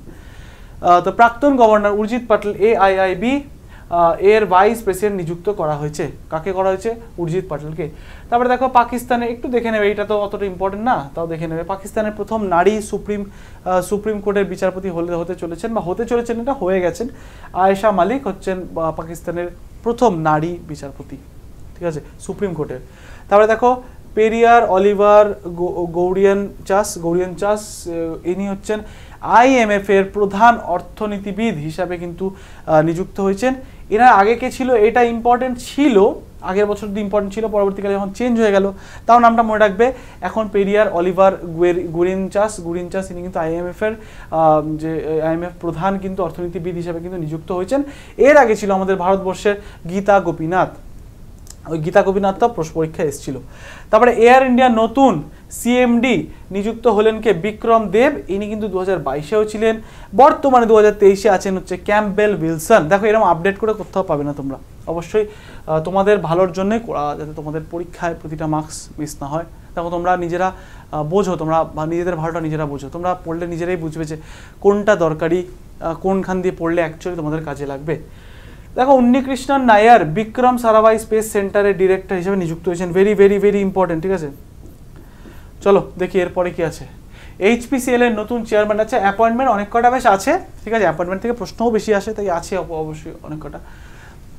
দেখো HPCL এর নতুন চেয়ারম্যান ও MD হতে চলেছেন না হয়ে গেছেন, ঠিক আছে, পুষ্পা কুমার যোশী। দেখো মনে রাখবে কীভাবে, পুষ্পা কুমার যোশীর খুব জোশ, ঠিক আছে, তাই জন্য তাকে HPCL এর নতুন চেয়ারম্যান হিসেবে নিযুক্ত করা হয়েছে। দেখো এইভাবে মনে রাখা খুব সুবিধা হয়। তারপরে দেখো সরকার নতুন প্রধান অর্থনৈতিক উপদেষ্টা হিসাবে ভি অনন্ত নাগেশ্বরকে নিযুক্ত করেছেন, ঠিক আছে, একটু ইম্পর্টেন্ট এটাও। তারপরে দেখো সরকার LIC চেয়ারম্যান আর কুমারের মেয়াদ 2023 সালের মার্চ পর্যন্ত 1 বছরের বাড়িয়েছেন। আমাদের সরকার কি করেছে, ভারত সরকার কি করেছে, LIC চেয়ারম্যান কুমারের যে মেয়াদ সেটাকে বাড়িয়েছে, LIC চেয়ারম্যানের যে মেয়াদ সেটাকে বাড়িয়েছে 2023-এর মার্চ সাল অবধি। তারপরে দেখো এটা খুব ইম্পর্টেন্ট, ভেরি ভেরি ইম্পর্টেন্ট, পরীক্ষায় অলরেডি আসা প্রশ্ন, very very very important, very very very important.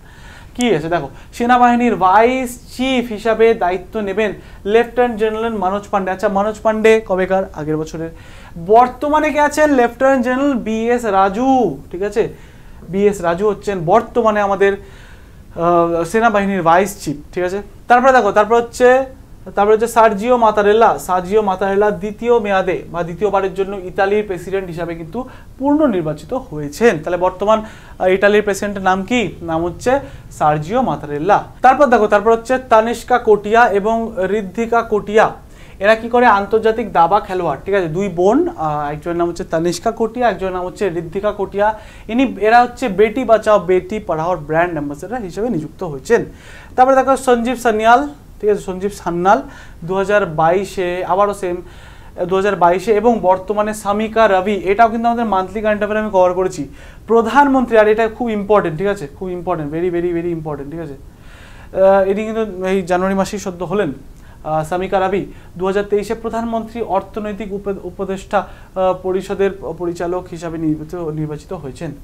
তারপরে দেখো তারপরে হচ্ছে আন্টোনিও কোস্টা পর্তুগালের প্রধানমন্ত্রী হিসাবে নির্বাচিত হয়েছেন। তারপরে দেখো JNUর vice chancellor M Jagadesh Kumar UGCর চেয়ারম্যান নিযুক্ত হয়েছেন। বোঝা গেল, ইম্পর্টেন্টগুলো আমি বারবার মার্ক করছি, খুব ভালো করে পড়বে।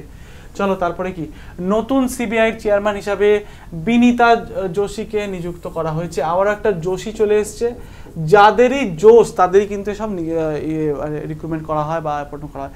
তাই বুঝতে পারছি এখানে একটা আমাদের জীবনে একটা লাইফ লেসন পাওয়া যেতে পারে। তাই মানে কি, সেটা হচ্ছে আমাদের জীবনে সব কিছুতে জোশ থাকা দরকার, একটা এনার্জি থাকা দরকার, তাহলেই আমরা কিন্তু আমাদের স্বপ্নের চাকরি পেতে পারবো। তো সেখান দিয়ে আমরা মনে রাখবো বিনীতা যোশীকে নিযুক্ত করা হয়েছে কিসের, CBI এর চেয়ারম্যান হিসাবে।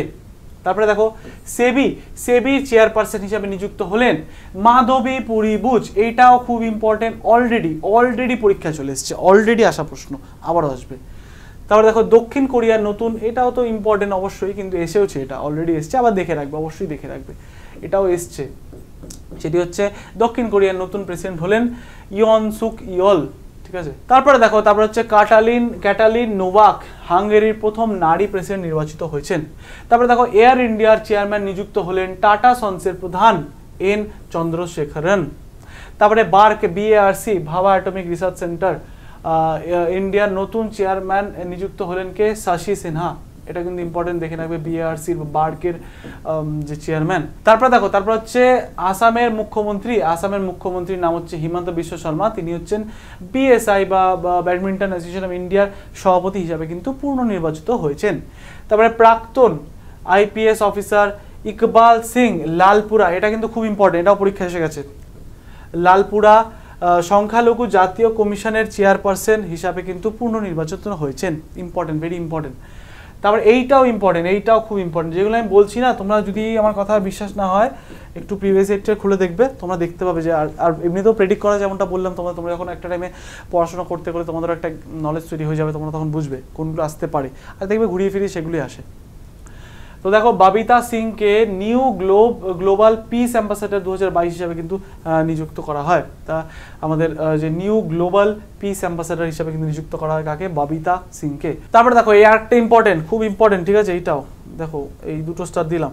অর্থনীতিবিদ ডক্টর সুমন কে বেরি কে নীতি আয়োগের নতুন ভাইস চেয়ারম্যান নিযুক্ত করা হয়েছে। Very very very important. এরপরে দেখো, এরপর হচ্ছে ভারতের পরবর্তী সেনা প্রধান হিসাবে নিযুক্ত হলেন লেফটেন্যান্ট জেনারেল মনোজ পান্ডে। আচ্ছা, এখানে দেখো, এটা হচ্ছে ভারতীয় পরবর্তী সেনা প্রধান, ঠিক আছে? আর এখানে কি আছে? সেনাবাহিনীর ভাইস ইন চিফ ইনি ছিলেন হচ্ছে মনোজ পান্ডে, পরবর্তীকালে হয়ে গেল বিএস রাজু। কিন্তু তারপরে এই ভারতীয় যে সেনা প্রধান হিসাবে কিন্তু নিযুক্ত হলেন মনোজ পান্ডে, মনে রাখবে। ইউপিএসসি চেয়ারম্যান, কারা কারা ডাব্লিউবিসিএস দিয়েছো? হাত তোলো। যারা ডাব্লিউবিসিএস দিয়েছো তারা জানো যে ইউপিএসসি চেয়ারম্যানের প্রশ্নটা কিন্তু এসেছিল পরীক্ষায় আগের বছর আমাদের 2022-এর প্রিলিমসে, এবং সেটার অ্যান্সার কিতে আমাদের ডাব্লিউবিসিএস এর পিএসসি পাবলিক সার্ভিস কমিশন সেটার অ্যান্সার ভুল দেয়। পরবর্তীকালে সেটা আবার চ্যালেঞ্জ হয়ে আবার মানবশ্রেণী হয়। তো মানবশ্রেণী প্রশ্ন অলরেডি আমাদের আসা প্রশ্ন, ডাব্লিউবিসিএস এসেছিল। ইউপিএসসির চেয়ারম্যান বর্তমানে আছেন মানবশ্রেণী। তারপরে দেখো, বিকে ত্যাগী শিপিং কর্পোরেশন অফ ইন্ডিয়ার সিএমডি হিসেবে নিযুক্ত হয়েছেন। টাটা সন্সের দ্বিতীয় 5 বছরের মেয়াদ এন চন্দ্রশেখরন কার্যনির্বাহী চেয়ারম্যান হিসেবে কিন্তু পুনর্নির্বাচিত হয়েছেন। তারপরে দেখো, পাকিস্তানের নতুন প্রধানমন্ত্রী নির্বাচিত হয়েছেন শাহবাজ শরীফ। একটু দেখে নেবে, অত পাকিস্তানেরটা মনে রাখতে হবে না। তারপরে দেখো, জিওলজিক্যাল সার্ভে অফ ইন্ডিয়া এর ডিজি হিসাবে দায়িত্ব নিয়েছেন হচ্ছে ডক্টর এস রাজু। সব রাজুরা কিন্তু, মানে যে রাজু নামের মানুষরা কিন্তু মোটামুটি ভালো ভালো পদ নিচ্ছে। তোমাদেরও নাম টাম চেঞ্জ করে নাও, রাজু ঠাজু রেখে দাও, দেখবে বড় বড় পদে নিযুক্ত হয়ে গেছো। তারপরে দেখো, দক্ষিণ কোরিয়ার প্রেসিডেন্ট হিসাবে নিযুক্ত হলেন। এটা তো আমরা দেখলামই, আবার রিপিটেড প্রশ্ন, ঠিক আছে? দেখে নিলাম আবার কি আছে। নেপালের কামিরিতা, এইটা দেখো, এটা খুব দারুণ ইন্টারেস্টিং, দেখো, ভেরি ইম্পর্টেন্ট ও ইন্টারেস্টিং। আমরা কেতানকুলকে দেখলাম, কেতানকুল হচ্ছে প্রথম বিদেশি, এবং তাছাড়া 16 বার চলেছে। তাছাড়া দেখো, নেপালের কামিরিতা শেরপা 26 বারের মতো এভারেস্ট আরোহণ করেছেন। বুঝতে পারছো? কেতানকুল 16 বার চলেছে, আর কামিরিতা নেপালের ইনি হচ্ছেন 26, 10 বার বেশি। মানে এরা সত্যি ঘুরতে যায়, ব্রাশ করতে করতে চলে গেল এভারেস্ট, কোনো ব্যাপারই না এদের কাছে। তারপরে দেখো, তারপর হচ্ছে অ্যাম্বাসেডার যেমন আছে, আমাদের প্রশ্ন আসে, দীপিকা পাদুকোনকে লুই ভুতনের প্রথম ভারতীয় হাউস অ্যাম্বাসেডার নির্বাচন করা হয়েছে, ঠিক আছে? তারপর হচ্ছে রাজীব কুমার নতুন প্রধান নির্বাচন কমিশন হিসেবে নিযুক্ত হয়েছেন। ভেরি ইম্পর্টেন্ট, প্রধান চিফ ইলেকশন কমিশনার নিযুক্ত হয়েছেন কে? রাজীব কুমার। তারপরে শ্রীলঙ্কার নতুন প্রধানমন্ত্রী হিসাবে শপথ নিলেন কে? দীনেশ গুণবর্ধেনা। এই একটা দেশ যার কিনা প্রধানমন্ত্রী চেঞ্জ হতেই থাকে। এই প্রশ্নটা এসেছিল প্রিভিয়াস ইয়ারে ডাব্লিউবিসিএস-এ, খালি চেঞ্জ হয়ে থাকে, ঠিক আছে? তো তোমরা না যখন পরীক্ষা দেবে এগুলো, তোমরা নিজেরা অবশ্যই অ্যাপয়েন্টমেন্টের সেকশনটা মেনলি একটু চেক করে নেবে, সেই সময় কে আছে। আজকে তোমরা দেখছো এটা ফেব্রুয়ারি মাসে তোমরা পাচ্ছ এই যে কারেন্ট অ্যাফেয়ারটা আমার 2022-এর। এরপরে পরবর্তীকালে চেঞ্জ হয়ে গেলে তখন একটু দেখে নেবে, ঠিক আছে? সব কটা চেঞ্জ হবে না, কিছু কিছু হলেও হতে পারে। আমি যেহেতু আপডেট করে দিচ্ছি, তো তাই না সব কটা ফট করে চেঞ্জ হয়ে যাবে না, দেখা গেলো এই বছর সব এরাই থাকলো, কিন্তু তাও হতে পারে, একবার চেক করে নেবে তোমরা, ঠিক আছে? তারপরে দেখো, তারপর হচ্ছে শেখ মোহাম্মদ বিন জায়েদ আল নাসিহান সংযুক্ত আরব এমিরেটসের প্রেসিডেন্ট নির্বাচিত হয়েছেন। তারপরে দেখো, এটা ইম্পর্টেন্ট, নিধি চিব্বার নামটা কেমন কি সুন্দর, আশ্চর্য না? ইন্টারেস্টিং নাম, নিধি চিব্বার সিবিএসসি, এই যে আমাদের CBSE central board of secondary education, সিবিএসসির চেয়ারপারসন হিসাবে নিযুক্ত হয়েছেন। তারপরে দেখো, লেফটেন্যান্ট জেনারেল বিএস রাজু সেনাবাহিনীর ভাইস চিফ হিসাবে নিযুক্ত হয়েছেন। দেখে নিয়েছি আমরা, আবার রিপিট হয়েছে। এলিজাবেথ বোর্ন ফ্রান্সের প্রথম মহিলা প্রধানমন্ত্রী হন। একটু ইম্পর্টেন্ট, দেখে নিও, ঠিক আছে? দেখো, ভারতবর্ষের পরীক্ষা, ভারতবর্ষের মানুষ মানে বাইরের খবর রাখবো না তা না। এক্সামিনাররা কি চেক করে যে তুমি সব ব্যাপারে অ্যাওয়্যার কি না। তোমাকে ভারতবর্ষের বাইরের প্রশ্নও জিজ্ঞেস করবে, ঠিক আছে। আর স্পেশালি সব দেশের না, যেই দেশের সাথে মোটামুটি আমাদের সম্পর্ক ভালো বা যেই দেশটা একটু শক্তিশালী দেশ, যেগুলো খুব নিউজে থাকে, তাদের থেকে জিজ্ঞেস করতে পারে। তারপরে দেখো এয়ারটেল গোপাল বিট্টালকে 5 বছরের জন্য এমডি এবং সিইও হিসাবে পুনর্নির্বাচন করেছেন, ঠিক আছে। এইটা খুব খুব খুব ইম্পর্টেন্ট। স্টাফ সিলেকশন কমিশনের চেয়ারম্যান নিযুক্ত হলেন কে? S Kishore. Very very very very important. হ্যাঁ, এসএসসির আমরা ইউপিএসসির দেখলাম এবং এসএসসির যে কমিশনার চেয়ারম্যান, এসএসসি বা স্টাফ সিলেকশন কমিশনের যে চেয়ারম্যান নাম কি? এস কিশোর, মানে ইনি কিশোর, ঠিক আছে, বেশি বাচ্চা মানুষ তো এরকম মনে রাখতে বলে। এটা মনে রাখার জন্য তোমরা যেমন হবে ইচ্ছা মনে রাখো। তারপরে দেখো সামন্ত কুমার গোয়েলকে এর প্রধান পদে পুনর্নির্বাচিত করা হয়েছে। তারপরে দেখো ক্যাপ্টেন অভিলাষা বারাককে ভারতীয় সেনাবাহিনীর প্রথম মহিলা কমব্যাট পাইলট হিসেবে নিযুক্ত করা হয়েছে। এবার মহিলা কমব্যাট পাইলট কি? কমব্যাট পাইলট হচ্ছে যেই পাইলটটা যুদ্ধকালীন মানে ওড়ায়, যুদ্ধ যে বিমান টিমান ওড়ায়, সেটা তাকে বলে কমব্যাট পাইলট। দেখো যা পড়ছো, চ্যালেঞ্জ করছি কি আসবে এর বাইরে, দেখো না ম্যাক্সিমাম তোমরা কভার হয়ে যাচ্ছে। যারা তোমরা বোঝো বা যারা নাও বোঝো তাদের আমি ভরসা দিচ্ছি, প্রমিস করছি। দেখো এর মধ্যেই তোমাদেরকে ম্যাক্সিমাম কভার হয়ে যাচ্ছে। যাবে কোথায়, কোথা দিয়ে দেবে, আরে সব এর মধ্যে দিয়ে দেবে। দেখো না পরের দিন তো আরও যে বাকি পার্টটা, দেখো পরের দিন ক্লাসটা কিন্তু এর থেকে বেশি ইম্পর্টেন্ট। তার কারণ হচ্ছে যে কোনো পরীক্ষা আমরা দিতে যাবো তো লাস্ট 1 ইয়ারটা জিজ্ঞেস করে।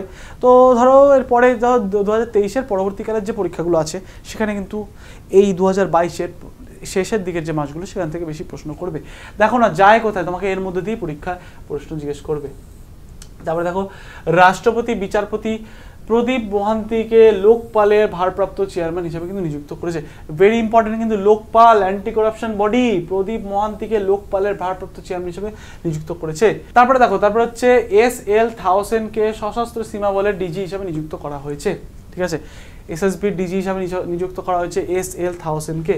তারপরে অলিম্পিক পদক বিজয়ী, এইটা খুব ইম্পর্টেন্ট, লোবিনা বরগোহাই, এইটা খুব ইম্পর্টেন্ট, ঠিক আছে। অলিম্পিক পদক জয়ী লোবিনা বরগোহাইকে আইটিবিপির অ্যাথলেটস কমিটির চেয়ারম্যান নির্বাচিত করা হয়েছে। তারপরে দেখো SBI এর ম্যানেজিং ডিরেক্টর নিযুক্ত হলেন কে? আলোক কুমার চৌধুরী। ইনি 22-এ হয়েছিলেন। বর্তমানে আছেন শ্রী কি নাম, ছাল্লা শ্রীনিবাসালু। ইনি হচ্ছেন বর্তমানে যে SBI এর এমডি। নাম কি? নাম হচ্ছে শ্রী ছাল্লা শ্রীনিবাসালু শেট্টি, ঠিক আছে। তারপরে দেখো ভারতীয় নাগরিক মিস্টার কৃষ্ণা শ্রীনিবাস IMF এর এশিয়ার প্যাসিফিক বিভাগের পরিচালক হিসাবে নিযুক্ত হয়েছেন। তারপরে দেখো মিস রুচিরা কম্বোজ জাতীয় সংঘে ভারতের স্থায়ী প্রতিনিধি নিযুক্ত হয়েছেন। ইম্পর্টেন্ট, ঠিক আছে, ইম্পর্টেন্ট, ভেরি ইম্পর্টেন্ট। চলো তারপরে দেখো senior IPS officer mister Dinkar Gupta NIA DG নিযুক্ত হয়েছেন, এটাও ইম্পর্টেন্ট, ঠিক আছে। তারপর দেখো তারপর হচ্ছে মিস্টার পরমেশ্বর আয়ার নীতি আয়োগের CEO হিসাবে কিন্তু দায়িত্ব নিয়েছেন। তারপরে দেখো তপন কুমার ডেকাকে IBর ডিরেক্টর হিসেবে কিন্তু নিযুক্ত করা হয়েছে। তপন কুমার ডেকাকে একটু দেখে নেবে, ইম্পর্টেন্ট। দেখো অনিল খান্নাকে IOA এর ফুল ফর্ম কি? ইন্ডিয়ান অলিম্পিক অ্যাসোসিয়েশন, IOA এর ভারপ্রাপ্ত সভাপতি হিসেবে কিন্তু নিযুক্ত করা হয়েছে। তারপরে IRS অফিসার শ্রী নিতিন গুপ্তা নতুন CBDT চেয়ারম্যান হিসেবে নিযুক্ত হয়েছেন। খুব ইম্পর্টেন্ট। হ্যাঁ, CBDT দাঁড়াও ভুল হয়ে গেল, এটা একটু ঠিক করে দিই। নতুন CBDT চেয়ারম্যান হিসেবে নিযুক্ত হয়েছেন CBDT। কে হয়েছেন হচ্ছে IRS অফিসার শ্রী নিতিন গুপ্তা, ঠিক আছে। আর CBDT ফুল ফর্মটা কি? আচ্ছা জানো তোমরা? জানলে কমেন্ট বক্সে জানাও দেখি CBDTর ফুল ফর্ম কি।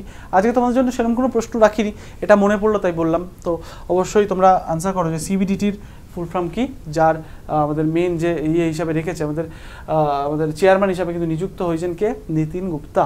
তারপরে মোহাম্মদ জালুদ আন্তর্জাতিক ভারোত্তোলন ফেডারেশনের নতুন সভাপতি হিসাবে কিন্তু নিযুক্ত হয়েছেন। চলো ফাইনালি শেষ হলো আমাদের অ্যাপয়েন্টমেন্টস। অনেক অ্যাপয়েন্টমেন্ট ছিল আমাদের, ঠিক আছে, বেশ ইম্পর্টেন্ট অ্যাপয়েন্টমেন্টগুলো ছিল দেখলাম। আর পরীক্ষা কিন্তু আসবে, নো ডাউট আসবে। এবং লাস্ট পার্ট হচ্ছে অবিচুয়ারিজ, মানে ডেথ, যারা মারা গেছেন, বিশিষ্ট ব্যক্তি যারা মারা গেছেন, ডেথ লিখে দিলাম কারণ অবিচুয়ারিজ নামটা বুঝতে অসুবিধা হতে পারে অনেকের। চলো দেখিনি, রানিং দেখিনি, কুইক একটাই পেজে মোটামুটি যারা মারা গেছে সবার নাম দিয়ে দিয়েছি। দেখো ইন্দো পাক 1971 যুদ্ধের অভিজ্ঞ ভাইস অ্যাডমাইরাল SI শর্মা মারা গেছেন। ঠিক আছে, দেখো এখানে কীভাবে প্রশ্ন আসে একটু বলে দিই প্রথমে, তোমরা যারা জানো না বা তোমরা নাই জানতে পারো। দেখো এখানে একটা মেনলি আমি তোমার জন্য যেগুলো রেখেছি বাছাই করা, প্রথমত মারা গেছেন তো প্রচুর মানুষ, তাই দেখতে পাচ্ছ 6 মাসে এই পর্যন্ত নিশ্চয়ই মারা যায়নি, অনেক মানুষ মারা গেছে, কিন্তু তুলে তুলে রেখেছে একদম বাছাই করা মানুষ। সেখান থেকে মেনলি কেমন প্রশ্ন আসে দেখবে। দেখো এই দেখো তোমাদের আমি একটা এক্সাম্পল দিই, তোমরা তাও দেখবে, তোমরা তো এরপরে তো দেখবে। এই দেখো মেনলি ডান্স বা সিঙ্গার এই টাইপের মানুষদের থেকে প্রশ্ন আসে। কেমনভাবে জিজ্ঞেস করবে দেখো, এরকমভাবে জিজ্ঞেস করতে পারে। দেখো এখানে একটা প্রশ্ন, যেমন প্রখ্যাত কথাকলি শিল্পী ও পদ্মশ্রী পুরস্কার বিজয়ী মিলেনা সালভিনি, কি নাম হচ্ছে মিলেনা সালভিনি, ইনি মারা গেছেন। এবার পরীক্ষায় জিজ্ঞেস করবে, বলবে যে মিলেনা সালভিনি কিসের সাথে জড়িত ছিলেন। এবার তোমাকে বলতে হবে কথাকলি শিল্পী মানে কথাকলি নাচ, আবার 4টে নাচের নাম দিয়ে দিল, ভারতনাট্যম, কথাকলি, কত্থক, আর এটা কি, আরটা হচ্ছে মহিনাট্যম। ঠিক আছে, এবার তোমাকে তখন বলতে হবে কথাকলি। তো এখান থেকে এইভাবে প্রশ্ন আসে। ঠিক আছে, বুঝিয়ে দিলাম কীভাবে প্রশ্ন আসে। এবার দেখো নামগুলো দেখিনি। এবার দেখো অনাথদের মা, এনাকে বলা হতো অনাথের মা, পদ্মশ্রী পুরস্কার প্রাপ্ত সিন্ধুতাই সাপকাল চলে গেলেন। ঠিক আছে, তারপরে দেখো প্রয়াত হলেন পদ্মশ্রী। দেখেছো আমি কেমন নামগুলো রেখেছি, সব ইম্পর্টেন্ট এবং গুরুত্বপূর্ণ, যেগুলো আসতে পারে। এবারে বলছি 6 মাসে নিশ্চয়ই এই কজন মানুষ মারা যায়নি, কিন্তু এগুলো কিন্তু আসতে পারে। সব পদ্মশ্রী পুরস্কার জয়ী এরকম মানুষের নাম রেখেছি। এবার দেখো প্রয়াত হলেন পদ্মশ্রী ও সমাজকর্মী শান্তি দেবী। তারপরে চলে গেলেন কত্থক নৃত্যশিল্পী পণ্ডিত বিরজু মহারাজ। এইটা কিন্তু প্রশ্ন এসে গেছে, আমার মনে পড়ছে না ঠিক কোন পরীক্ষা এসছে, কিন্তু অলরেডি এটা প্রশ্ন চলে এসেছে যে বিরজু মহারাজ কিসের সাথে যুক্ত ছিলেন। খুব ইম্পর্টেন্ট কিন্তু, দেখো বারে বলছি ইম্পর্টেন্ট। ঠিক আছে, তোমরা পড়ো, যাদের বলছি একটু গুরুত্ব সহকারে নাও, দেখবে খুব কাজে দেবে। তারপরে দেখো আমি বারে বলছি, আমি তোমাদের আবারও বলবো যে আমি তোমাদের 100% কোনো কমন দিতে পারবো না, বাট 80% আমি তোমাদের চ্যালেঞ্জ করতে পারি। 80 থেকে 85 ম্যাক্সিমাম 90%, এর বেশি কোনোদিনই যাই না যদি কেউ দিতে পারে, বাট সম্ভব না। কারেন্ট অ্যাফেয়ারে যদি কেউ তোমাদের বলে থাকে 100% কমন, সেটি কোনোদিনই বাস্তবে সম্ভব না। ঠিক আছে, তারপরে দেখো প্রখ্যাত থিয়েটার ব্যক্তিত্ব শাওলি মিত্র মারা গেছেন। ঠিক আছে, শাওলি মিত্র বাঙালি। তারপরে চলে গেলেন ভারতের প্রাক্তন ফুটবলার ও কোচ সুভাষ ভৌমিক, দেখে নেবে অবশ্যই ইম্পর্টেন্ট। তারপরে দেখো ভারতীয় হকি কিংবদন্তি এবং অলিম্পিক স্বর্ণপদক জয়ী চরণজিৎ সিং মারা গেছেন, ইনি একজন ভারতীয় হকি প্লেয়ার। তারপরে যেটা তোমাদের বললাম প্রখ্যাত কথাকলি শিল্পী ও পদ্মশ্রী পুরস্কার বিজয়ী মিলেনা সালভিনি মারা গেছেন। তারপরে দেখো ভারতীয় কিংবদন্তি সুরজিৎ সেনগুপ্ত মারা গেছেন। এগুলো বাঙালি। ঠিক আছে, প্রথমত বাঙালি, আবার ফুটবলের সাথে জড়িত, পরীক্ষা আসে কিন্তু অলরেডি এসেওছে আগে। Australian cricketer icon Shane one 52 বছর বয়সে মারা গেছেন। এবার দেখো শেন ওয়ান মারা গেছেন তোমরা জানো মোটামুটি সবাই। ঠিক আছে, কিন্তু এখানে প্রশ্ন কীভাবে আসতে পারে বলো তো, ইনি কোন বছর ওয়ার্ল্ড কাপ খেলেন এবং জেতেন। ঠিক আছে, ইনি কিন্তু জেতেন হচ্ছে ওয়ার্ল্ড কাপ 1999-তে, কিন্তু ইনি জেতেন। ঠিক আছে, এরকমভাবে প্রশ্ন আসতে পারে। তারপরে দেখো সন্তুর, এইটা কিন্তু যখন সন্তুর দেখবে না খুব ইম্পর্টেন্ট, সন্তুর কিংবদন্তি পণ্ডিত শিব কুমার শর্মা চলে গেলেন। Very important. ঠিক আছে, কি বুঝতে পারলে, সন্তুর বাদক বা কিংবদন্তি পণ্ডিত শিব কুমার শর্মা চলে গেলেন। তারপরে দেখো আবারও তারপরে হচ্ছে সন্তুর উস্তাদ এবং পদ্মশ্রী পুরস্কার প্রাপ্ত ভজন সোপরি মারা গেলেন। বুঝতে পারলেন, ভজন সোপরি, ইনি হচ্ছেন সন্তুর একজন উস্তাদ এবং তাছাড়া হচ্ছে পদ্মশ্রী পুরস্কার জয়ী। তারপরে অলিম্পিক ও বিশ্বকাপ পদজয়ী হকি খেলোয়াড় বরীন্দ্র সিং মারা গেছেন। ঠিক আছে, এই ছিল তোমাদের সমস্ত জানুয়ারি টু জুন মাসের important current affair. Almost 160+ question আছে, বিশ্বাস না হলে গুনে দেখতে পারো। আর এরমভাবে তোমাদের কেউ দেবে না, মানে একদম বাছাই করা 6 মাসের মধ্যে 160 কোয়েশ্চেন। আমি পরের দিনের ক্লাসটাও তোমাদের জন্য এরমভাবেই নিয়ে আসবো এবং চেষ্টা করব যেগুলো সব থেকে ইম্পর্টেন্ট সেগুলো তো আনাই, পিডিএফে তোমরা পাবে, সাথে আরও যেগুলো ইম্পর্টেন্ট সেগুলো আমি ক্লাসে যেমনটা মার্ক করলাম পরের দিনও মার্ক করব। আমি তোমাদের এইটুকুনি গ্যারান্টি দিতে পারি যে খুব খাটনি করে বানানো, খুব এফর্ট দিয়ে বানানো এগুলো, আর তোমাদের অবশ্যই এই এফর্টের দাম তোমরা পাবেই। তোমরা নিজেরাও যারা সম্পূর্ণ ভিডিওটা দেখলে তাদেরকে অসংখ্য ধন্যবাদ। অনেক বড় ভিডিও, কিন্তু এগুলো ইম্পর্টেন্ট, তোমাদের এগুলো পড়লে অবশ্যই অনেক হেল্প হতে চলেছে। আশা করি সবার খুব ভালো লাগলে তোমাদের মূল্যবান মন্তব্য তোমরা অবশ্যই কমেন্ট বক্সে জানাও, তাতে আমাদের কিন্তু আরও ইন্সপিরেশন আমরা পাই এবং পরবর্তীকালে আরও ভালো ভিডিও, আরও ভালো কন্টেন্ট বানাতে আমরা ইন্সপায়ার হই।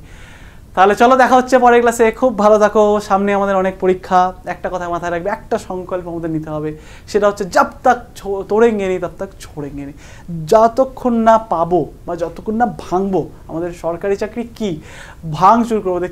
দেখতে পারলে যে কেতন কুল এবং আরও একজনের নাম বললাম, তারা কতবার মাউন্ট এভারেস্ট চড়েছে। মাউন্ট এভারেস্ট চড়া কিন্তু একটা বিশাল বড় অ্যাচিভমেন্ট জীবনে, আর তারা কিন্তু মানে মাঝেই চড়ে ফেলছে। তো আমাদের কিন্তু এরকমভাবে নিজেদের প্রস্তুত হতে হবে যে কী পরীক্ষা, সব পরীক্ষা আমরা ক্লিয়ার করতে পারি এবং তার জন্য কোনো ফাঁক ফোকর কিছু বাকি না থাকে, কোনো লুপ হোল না আমরা ছাড়ি। কারণ লুপ হোল ছাড়লেই কিন্তু সেই লুপ হোলে দেখবে কয়েক লাখ মানুষ তোমার পাশ দিয়ে ঢুকে গেছে। তাই এই কথাটা মাথায় রেখে আজকে ক্লাস শেষ করছি। দেখা হচ্ছে পরের ক্লাসে। খুব ভালো থাকো, খুব মন দিয়ে পড়াশোনা করো।